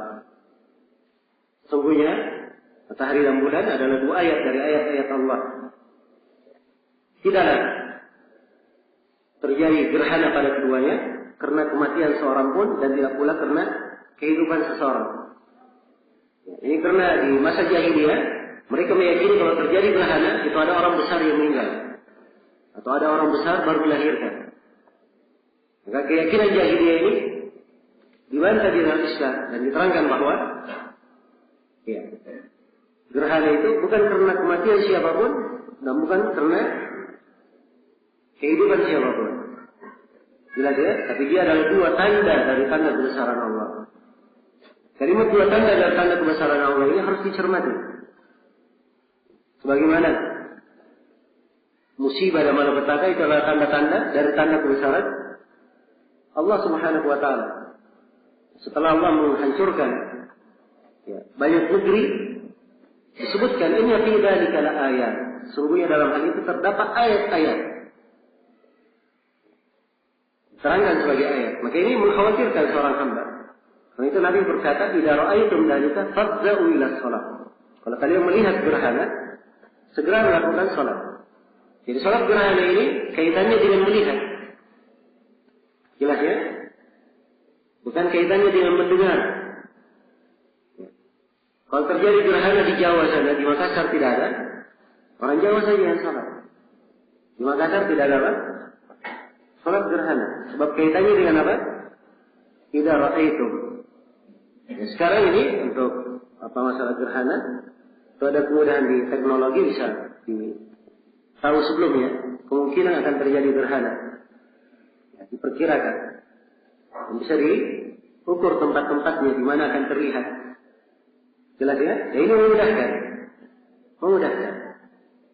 Cuman kalau di sebuah tempat tidak terlihat, tidak disyariatkan melakukan gerhana. Sebagaimana terjadi gerhana matahari sebelumnya, Ya, hanya terlihat di sebagian wilayah di Indonesia saja. Di Makassar tidak terlihat. Ya, dan gerhana bulan kemarin, ya, itu terlihat ya. Sekira di seluruh Indonesia mungkin terlihat. Ya. Maka kalau terlihat dilakukan di tempat yang terlihat saja. Dan pernah suatu kejadian terjadi gerhana di di Saudi Arabia. Ya, terdengar di radio orang melakukan sholat gerhana matahari di Madinah. Ya, padahal dilihat nggak ada gerhana, orang nggak lihat. Di ibu kota tidak ada gerhana, tapi di Madinah orang lihat. Itu Syekh Shalal Fauzan memberikan fatwa bahwa kita yang hanya dilihat tidak ada kewajiban untuk sholat, kita tidak melihat. Dasarnya hadis ini, "Idza ra'aitum dzalik", kalau kalian melihat hal tersebut, maka lakukan sholat. Kemudian Nabi dalam hadis-hadisnya, ketika terjadi gerhana, beliau perintah untuk memperbanyak istighfar, sedekah, memperbanyak zikir kepada Allah Subhanahu wa taala. Iya. Baik, ini sholat gerhana. Telah kita terangkan bahwa sholat ini, ya, layaknya dia tidak dimasukkan di sholat sunnah, tapi dia dimasukkan di mana? Di fardu kifayah. Iya. Sebab sholat ini punya makna yang hendaknya diperhatikan. Ya, kalau diyakini sebagai sunnah saja, ya, maka orang akan cenderung bergampangan. Oh, saya santai aja. Ya, sholat sunnah. Tidak apa-apa, saya tidur saja. Tidak perlu sihat. Jelas ya? Itu Nabi untuk sholat gerhana ini ada syariat tersendiri, tidak disyariatkan di tempat lain. Beliau menyuruh manusia, beliau berkata as-salata jami'ah, as-salata jami'ah.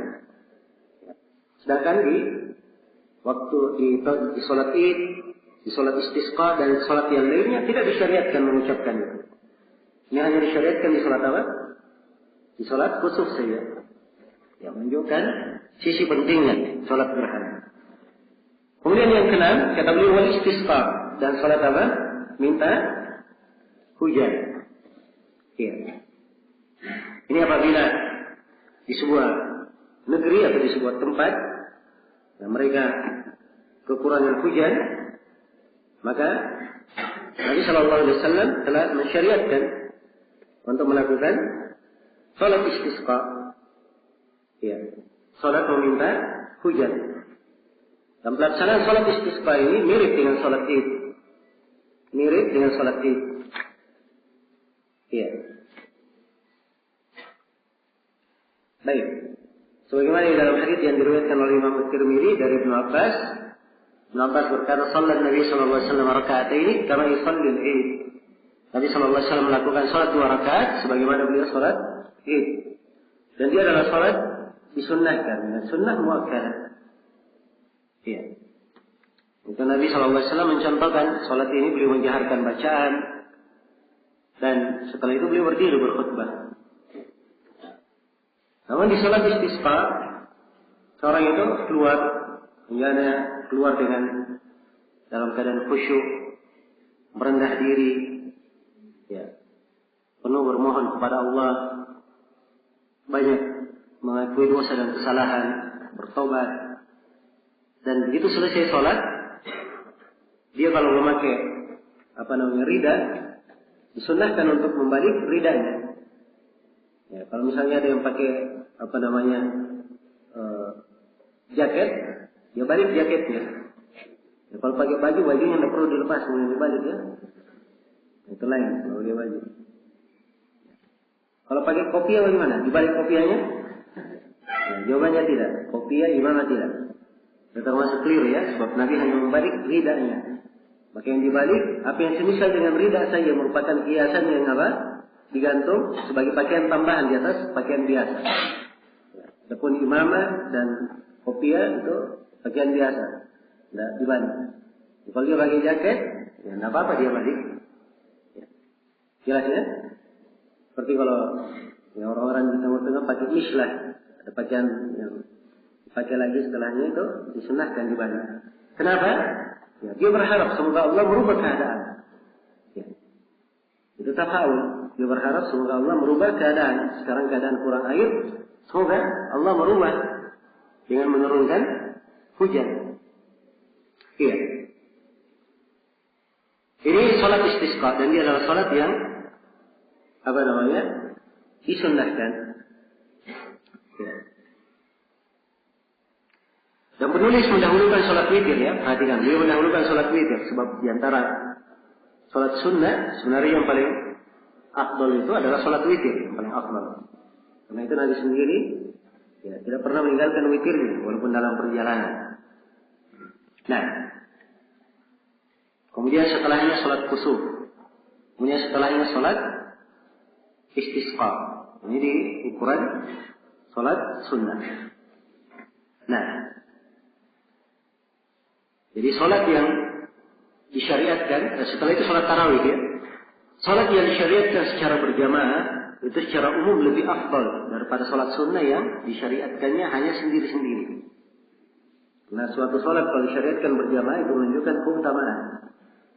Menunjukkan apa? Keutamaan. Sebagaimana salat berjamaah, salat 5 waktu lebih utama daripada salat apa? Salat sendiri. Iya. Kemudian yang ke-7 dari salat sunnah wa salat tawaf. Dan salat tawaf. Iya. Ini diterangkan di dalam apa? Hadits Rasulullah SAW tentang syariat salat tawaf. Dan beliau telah melarang dari Abdul Manaf. Ya. Beliau telah mengatakan kepada Bani Abdi Manaf dan Banu Abdi Manaf ini mereka yang memegang kunci pintu-pintu Masjidil Haram.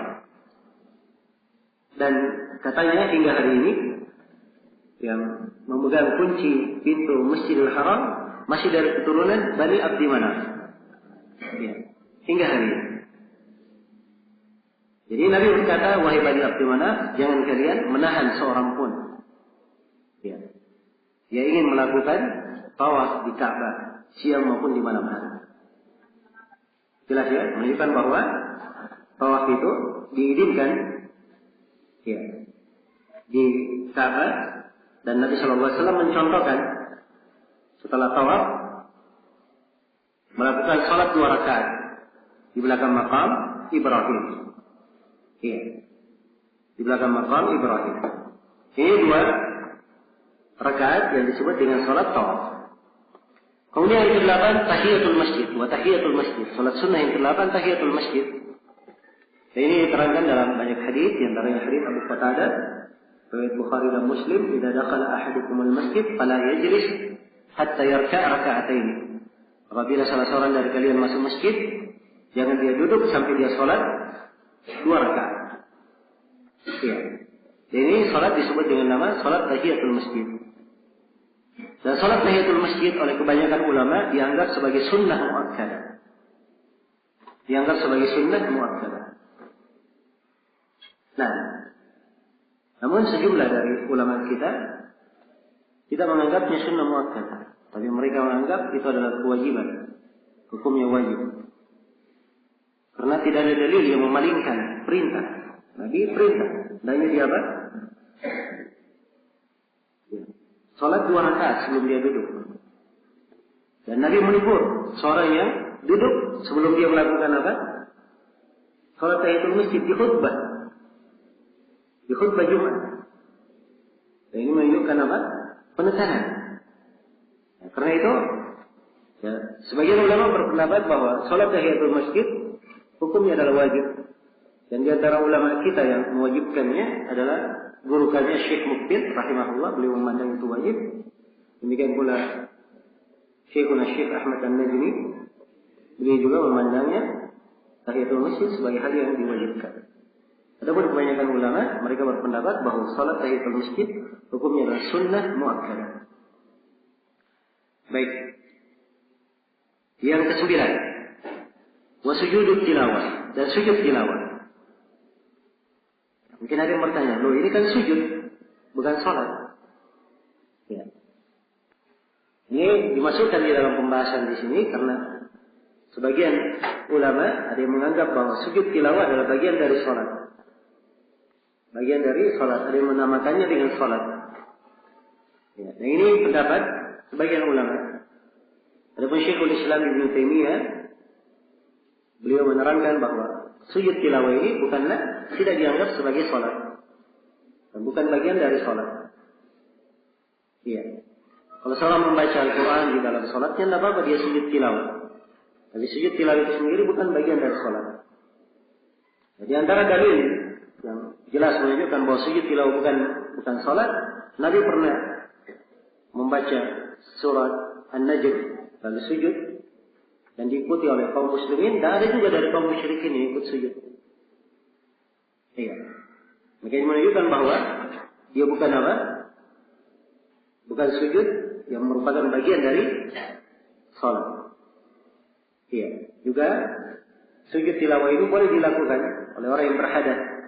Dalam keadaan dia berhadas, dia mendengarkan orang membaca Al-Quran, ayat tilawah, dia sujud, tidak apa-apa. Juga menunjukkan bahwa itu bukan salat. Ya, maka penggunaan kalimat sujud tilawah dianggap sebagai salat sunnah, ini tentunya pendapat yang kurang kuat. Lebih kuatnya dia dihitung sebagai sujud. Ya. Tapi kalau dia dinamakan salat dari mana dilakukan, boleh dilakukan dalam salat, maka mungkin itu sisi pendapat ya. Dan penulis nanti akan menyebutkan di kaidah berikutnya tentang hal ini. Kemudian yang ke-10 wa salatul tahar, dan salat bersuci. Maksudnya salat bersuci di sini adalah salat setelah apa? Setelah wudu.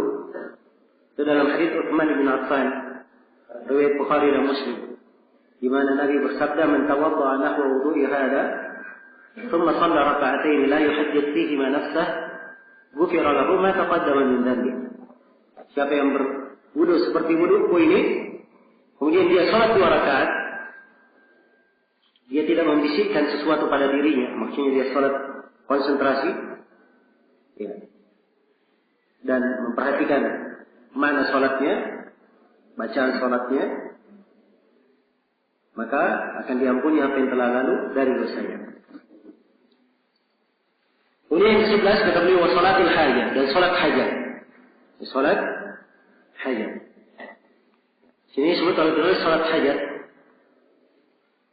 Dan ada hadis-hadis yang menerangkan tentang salat hajat ini, beberapa hadis, tapi seluruh hadis, ambil kaidah seluruh hadis yang menjelaskan tentang salat hajat semuanya ada kelemahan padanya, tidak ada yang kuat. Karena itu salat hajat ini tidak disyariatkan. Salat hajat tidak disyariatkan. Iya. Nah, hadis-hadis yang menerangkannya adalah hadis yang lemah. Kemudian yang ke-12 adalah wa sujud syukur. Sujud syukur yang ke-12. Dan sujud syukur itu adalah sujud yang dilakukan karena dia mendapatkan kabar yang membuatnya bergembira. Ya. Dan diriwayatkan dalam hadis At-Tirmidzi disebutkan bahwa kana Rasulullah sallallahu alaihi wasallam bila ja'ahu ma yasurruhu sajada atau kharra sajidan. Adalah Nabi sallallahu alaihi wasallam kalau beliau datang kepada beliau sesuatu yang membuat beliau bergembira, beliau melakukan sujud. Iya. Ini sujud syukur. Tapi sujud syukur ini tidak ada salatnya, tidak ada rukunya, tidak ada berdirinya, dia hanya sujud saja. Iya. Dan yang terkuat di kalangan ahlul ilm, apabila seseorang sedang melakukan salat, lalu dia sementara salat mendengar kabar gembira, ya, misalnya dia sementara salat, dia sedang menunggu seorang yang sangat dia tunggu untuk datang. Sementara dia salat ternyata yang datang yang dia tunggu itu datang. Ya, maka sementara dia salat dia sujud syukur. Kalau dia ingat dia sementara salat dan sujud syukur, ini membatalkan salatnya. Kenapa? Sebab sujud syukur tidak boleh dilakukan di dalam apa? Di dalam salat. Iya. Dia sujud tersendiri di luar salat. Ya, kalau dia lakukan sujud dalam salatnya, itu artinya dia menambah gerakan di dalam salat. Dan itu membatalkan salatnya. Membatalkan salatnya. Baik. Jadi ini tentang sujud syukur, dia adalah hal yang disyariatkan. kalau mendapatkan kabar yang menggembirakan dia, apakah itu kabar kegembiraan atau kabar yang sifatnya dihindarkan musibah darinya. Dia dapat nikmat atau dihilangkan darinya apa? Musibah. Atau dihindarkan darinya petaka. Ini semuanya boleh dia melakukan sujud syukur. Jelas ya?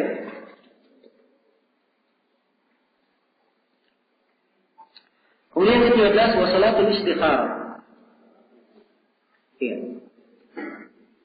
Yang ke-13 dan dia melakukan salat istikharah.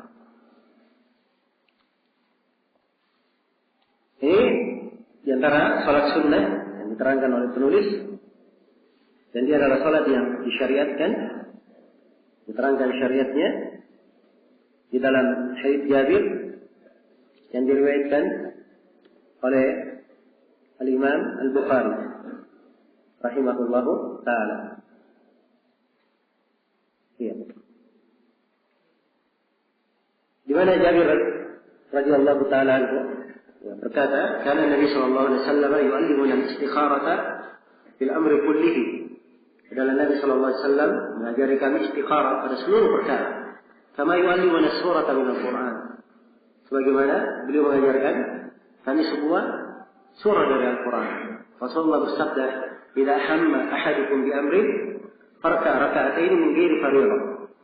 Apabila salah seorang dari kalian sudah bersemangat melakukan sesuatu, maka hendaknya dia melakukan salat 2 rakaat bukan wajib. Ya, jadi 2 rakaat bukan wajib ini yang disebut salat apa? Istikharah. Yang perlu diingat di sini bahwa dalam salat istikharah, istikharah itu artinya dia minta dipilihkan oleh Allah. Itu dari arti kata istikharah. Tapi kalau kita lihat tuntunan Nabi, apabila seorang sudah hamba, dia sudah berniat melakukan sesuatu. Ya. Kalau dia sudah berniat melakukan sesuatu, baru dia sholat 2 rakaat. Ya, maka di sini tampak kesalahan sebagian orang yang memahami sholat istikharah itu kalau dia bingung. Ya. Dia bingung antara dia menikah atau tidak. Misalnya, atau dia bingung antara 2 calon yang ada di hadapannya. Ya, misalnya. Nah, ini bukan istikharah namanya. Istikharah itu kalau dia sudah niat. Ya. Kalau dia sudah ingin melakukan perjalanan, maka dia sholat istikharah. Dan dia berdoa dengan doa itu. Kalau memang safarnya ini benar, ya, baik untuknya, maka Allah akan memudahkannya. Kalau tidak baik, maka akan dipalingkan darinya. Itu istikharah. Dan yang dimaksud dengan apa? Istikharah. Dengan ada salat yang agung. Ya.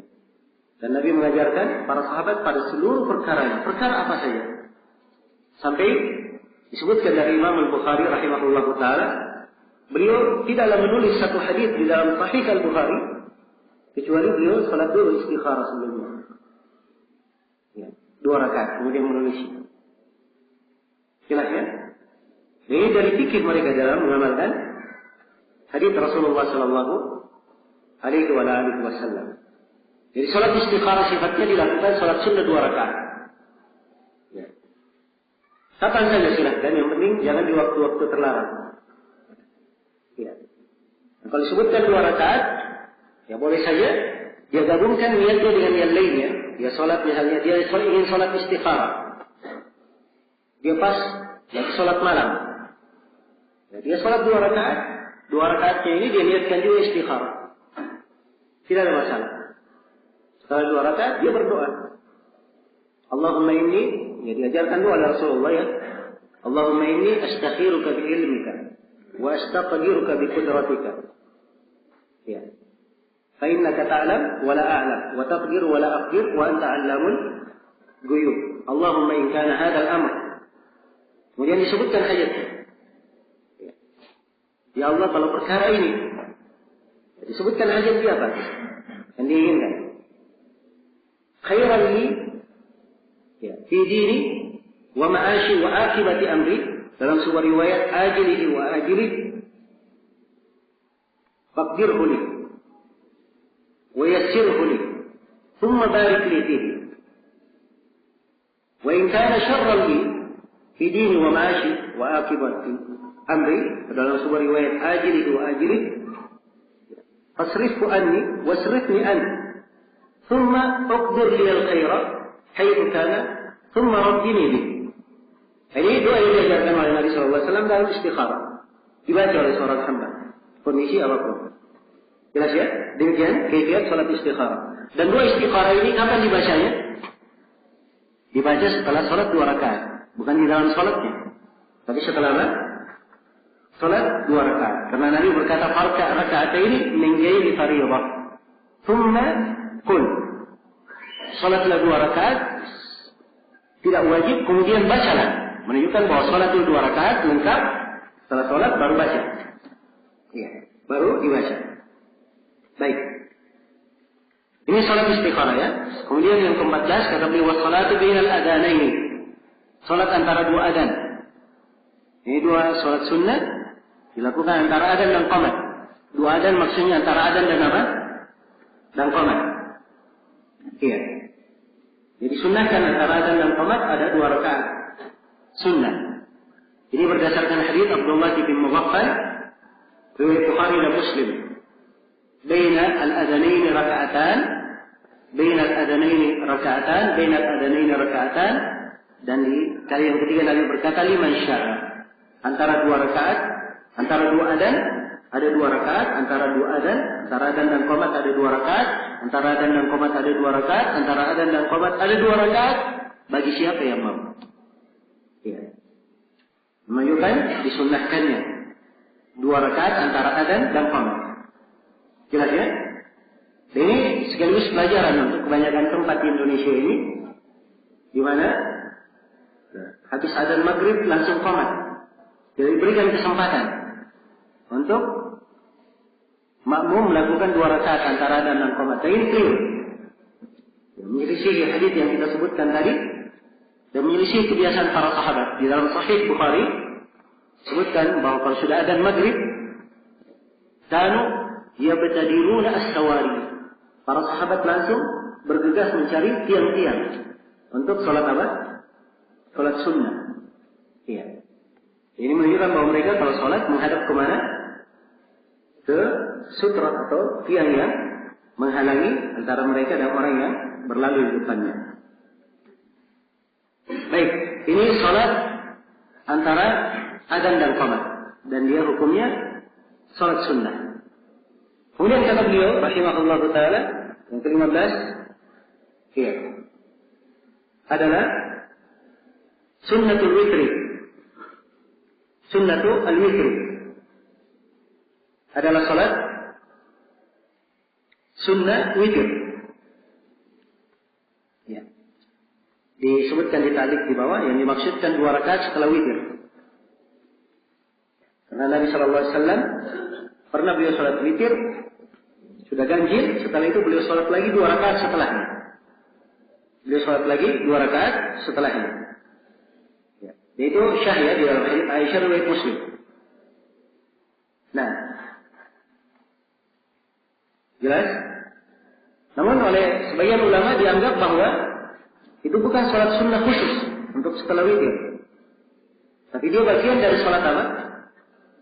Salat malam yang dilakukan secara keseluruhan. Hanya hadits Aisyah yang menerangkan salat 2 rakaat setelah witir masih dilakukan 2 rakaat. Ini menunjukkan bahwa setelah witir itu boleh dilakukan 2 rakaat apa? Setelahnya. Dan ini pendapat lebih kuat. Ya.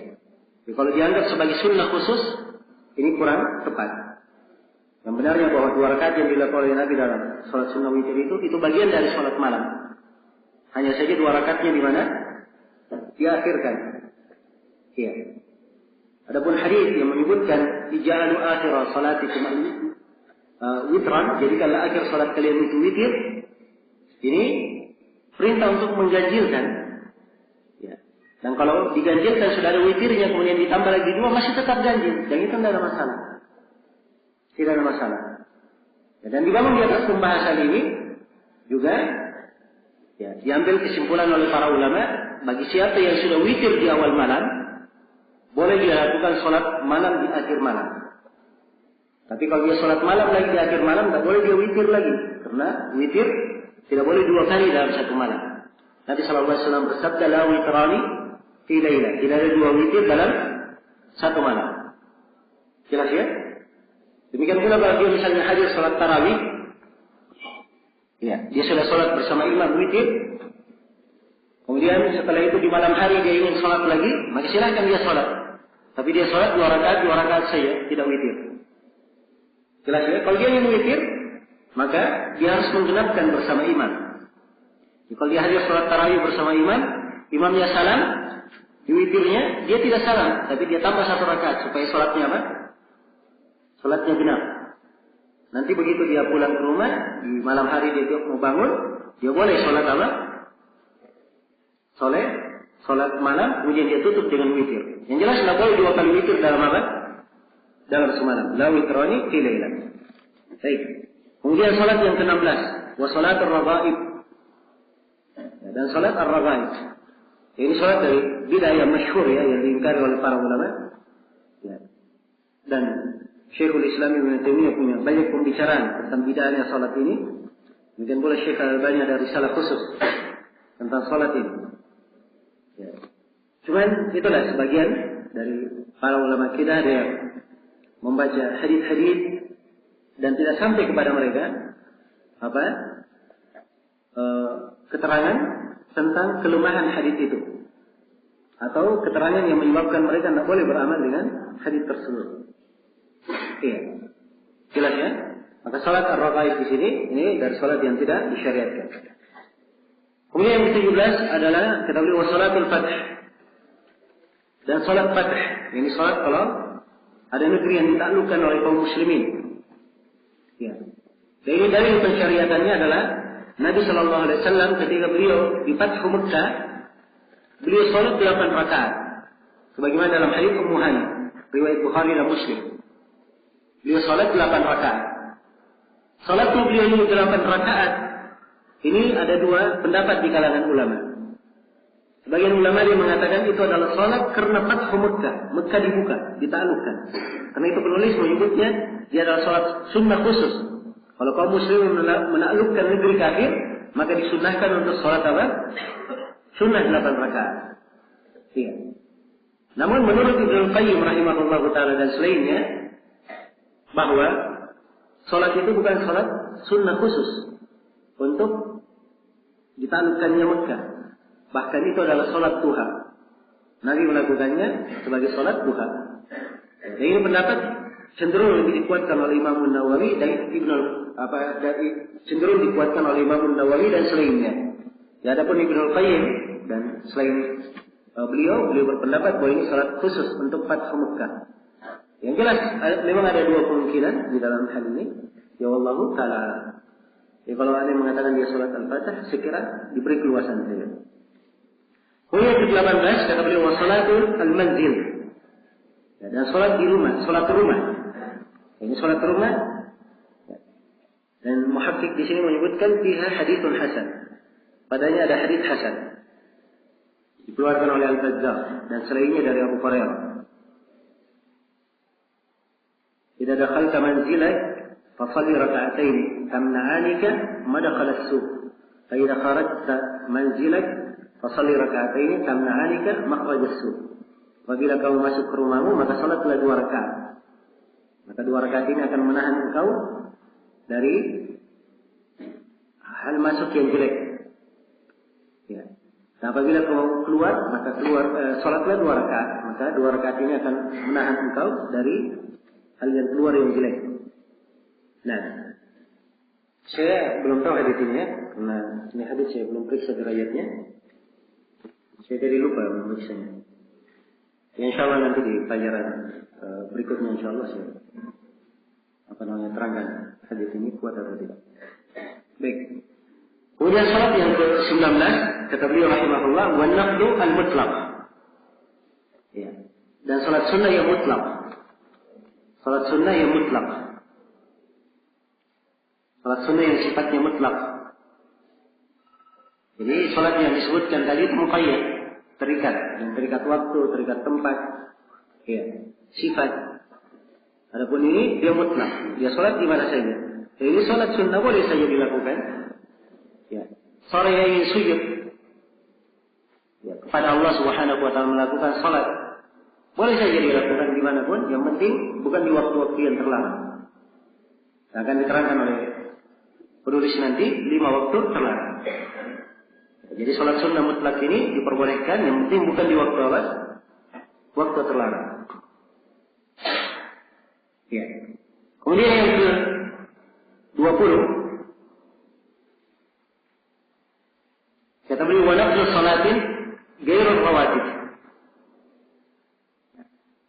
Dan salat sunnah sebuah salat yang bukan salat rawatib. Ya. Saya sebutkan tadi ada 4 rakaat sebelum asar. Ya, dalam hadits Ibnu Umar. Ini sebagian ulama dianggap dia bukan rawatib, tapi dianggap dia adalah salat sunnah. Dia ikut kepada suatu salat, namun dia bukan masuk di rawatib. Tidak masuk di rawatib. Karena istilah mereka rawatib itu rangkaian yang disebut tadi. Dalam sehari dia sholat 8 rakaat atau 12 rakaat bersama di belakang sholat atau sebelum sholat. Ya. Dan mereka tidak memasukkan di dalamnya sholat apa? Sebelum asar. Yang mereka anggap sholat asar tidak rawatibnya. Namun hadits Ibnu Umar adalah nas yang menunjukkan ada sholat sunat 4 rakaat sebelum asar. Mau disebut rawatib boleh. Tidak disebut rawatib juga tidak apa-apa. Seperti di sini penulis tidak menyebutnya rawatib. Yang penting ada 4 rakaat sebelum apa? Sebelum asar. Jelas ya? Ini hanya istilah di nama, tidak berpengaruh insyaallah taala. Nah, selesai sudah ya pembahasan tentang apa? Salat-salat sunnah. Dan ini kaidah yang ke 15 tentang pembagian salat. Ya. Kemudian kaidah yang ke-16 kata beliau as-sadisah asyara fi aqsami salawat binisbati ila al-hayat. Tentang pembagian salat ya. Dilihat kepada hayatnya, bentuk dan tata cara pelaksanaan salat itu. Nah, kata beliau as-salawatu binisbati ila al-hayati khamsatu aqsam. Salat itu kalau dilihat kepada hayatnya, bentuk atau tata cara pelaksananya, ada 5 bagian salat itu. Ada 5 bentuk. Yang pertama datu qiyamin wa qu'udin wa ruku'in wa sujud. Yang pertama salat ada berdirinya, ada duduknya, ada rukunya, dan ada sujudnya. Ya, dan ini kaifiat kebanyakan salat. Ya, karena itu tidak diberi keterangan oleh penulis di sini. Karena kebanyakan salat begitu kaifiatnya. Jenis yang kedua, datu qiyamin bila ruku'in wala sujud. Ada salat berdiri saja, tapi tidak ada rukunya dan tidak ada apa? Sujudnya. Ini apa? Tetapi wajib salatul jenazah. Itu adalah salat jenazah. Jelas ya, salat jenazah kan kaifiatnya hanya apa? Berdiri. Kemudian bertakbir 4 kali. Boleh 4, boleh 5, boleh 6. Ya. Boleh 7 dan boleh 9. Iya. Namun yang paling masyhurnya dan paling banyak riwayatnya 4. Dan ini asalnya yang diamalkan. Jelas ya? Ini salat jenazah. Dan dia hanya berdiri saja, tidak ada rukuk, tidak ada sujud. Kemudian yang ketiga, kata beliau wadatu sujudin bila qiyamin wala rukuk. Dan ada salat hanya sujud saja, tidak ada berdirinya, tidak ada rukuknya. Dan ini sujud tilawah dan sujud apa? Sujud syukur. Ya, namun sudah kita terangkan tadi ya, bahwa yang benarnya sujud tilawah dan sujud syukur tidak teranggap sebagai apa? Sebagai sholat. Ya. Ini sudah kita terangkan. Namun kalau menurut pendapat penulis, beliau masuk menghitungnya sebagai hitungan apa? Hitungan sholat. Iya. Kemudian yang keempat, kata beliau, wadatu ruku'atin muta'addidatin fi kulli raka'at, wa hiya salatul kusuf. Dan ada salat yang punya banyak rukuk di setiap rakaat. Itulah salat kusuf. Salat apa? Salat gerhana. So, salat gerhana itu, ya, Pada rakaat pertama 2 kali ruku, 2 kali sujud. Rakaat kedua 2 kali ruku, 2 kali sujud. Jadi kaifiatnya dia takbir Allahu Akbar. Ya. Setelah itu dia baca surah Al-Fatihah, baca surah ya, panjang. Ya tergantung kusuknya. Kalau kusuknya cepat ya pendek juga bacanya. Sebab gerhana itu sepanjang apa? Dilakukan sepanjang terjadi gerhana. Kalau gerhananya sudah hilang, sudah. Ya, harus diselesaikan sholatnya. Jelas ya? Tidak disyariatkan lagi sholat. Maka kalau sudah ternyata imamnya lagi sholat, ada orang yang memberitahu bahwa gerhananya sudah selesai, maka imam langsung memperpendek sholatnya. Ya, kemudian menutup. Jelas ya? Bukan dia putus, tapi dia perpendek, dia tutup sholatnya. Nah, jadi dia sholat gerhana, takbiratul ihram, Allahu Akbar, baca Al-Fatihah, baca surah, setelah itu ruku. Setelah ruku berdiri lagi, sami Allahu liman hamidah. Setelah membaca sami Allahu liman hamidah, baca lagi Al-Fatihah, baca lagi surah. Setelah itu ruku. Setelah ruku berdiri, i'tidal, sami Allahu liman hamidah. Setelah i'tidal sujud, 2 kali sujud. Jelas ya, seperti biasa. Setelah sujud berdiri. Berdiri baca Al-Fatihah, baca lagi surah. Kemudian ruku. Setelah itu i'tidal, baca lagi Al-Fatihah, baca lagi surah. Setelah itu ruku, i'tidal, kemudian sujud 2 kali sujud, kemudian salam. Jelas ya? Ini kaifiat salat kusuf. Ya, dan ada sebagian ulama yang berpendapat bahwa salat kusuf boleh 3 kali ruku dalam satu rakaat. Jadi rukunya bisa 6 kali. Ya. Namun ini pendapat ya tidak begitu kuat. Yang benarnya bahwa salat kusuf itu ya kejadiannya di masa Nabi sallallahu alaihi wasallam hanya di satu riwayat saja ya, dan hanya itu yang dipegang. Maka yang tepatnya bahwa dia hanya 4 kali ruku saja, sebagaimana yang telah kita terangkan. Baik. Kemudian kelima, wadadu takbiratin zawaid fi rakaat. Dan ada salat punya takbir tambahan ya, di rakaatnya. Yaitu salat Id. Yaitu salat apa? Salat Id. Ada lagi salat satu yang lain selain salat Id. Salat apa itu? Ada lagi salat lain selain salat Id. Takbirnya juga dilebihkan. Salat apa itu? Hah? Gerhana? Jenazah? Lain jenazah. Di salat istisqa kan saya bilang tadi, bahwa Nabi melakukan salat istisqa sama seperti salat apa? Salat Id. Kalau sama seperti salat Id ya berarti hukumnya sama. Ya. Jelas ya? Baik. Sudah selesai kaidah yang berapa? Kaidah yang ke-16. Iya. Ini kaidah yang ke-17 insyaallah kita lanjutkan nanti setelah salat asar. Mungkin perlu banyak waktu untuk berwudu. Sampai waktu duhur. Untuk sementara saya cukupkan di sini. InsyaAllah ta'ala kita lanjutkan setelah salat asar. Subhanakallahumma bihamdik. Asyhadu an la ilaha illa anta. Astaghfiruka wa atubu ilaik. Walhamdulillahi rabbil alamin.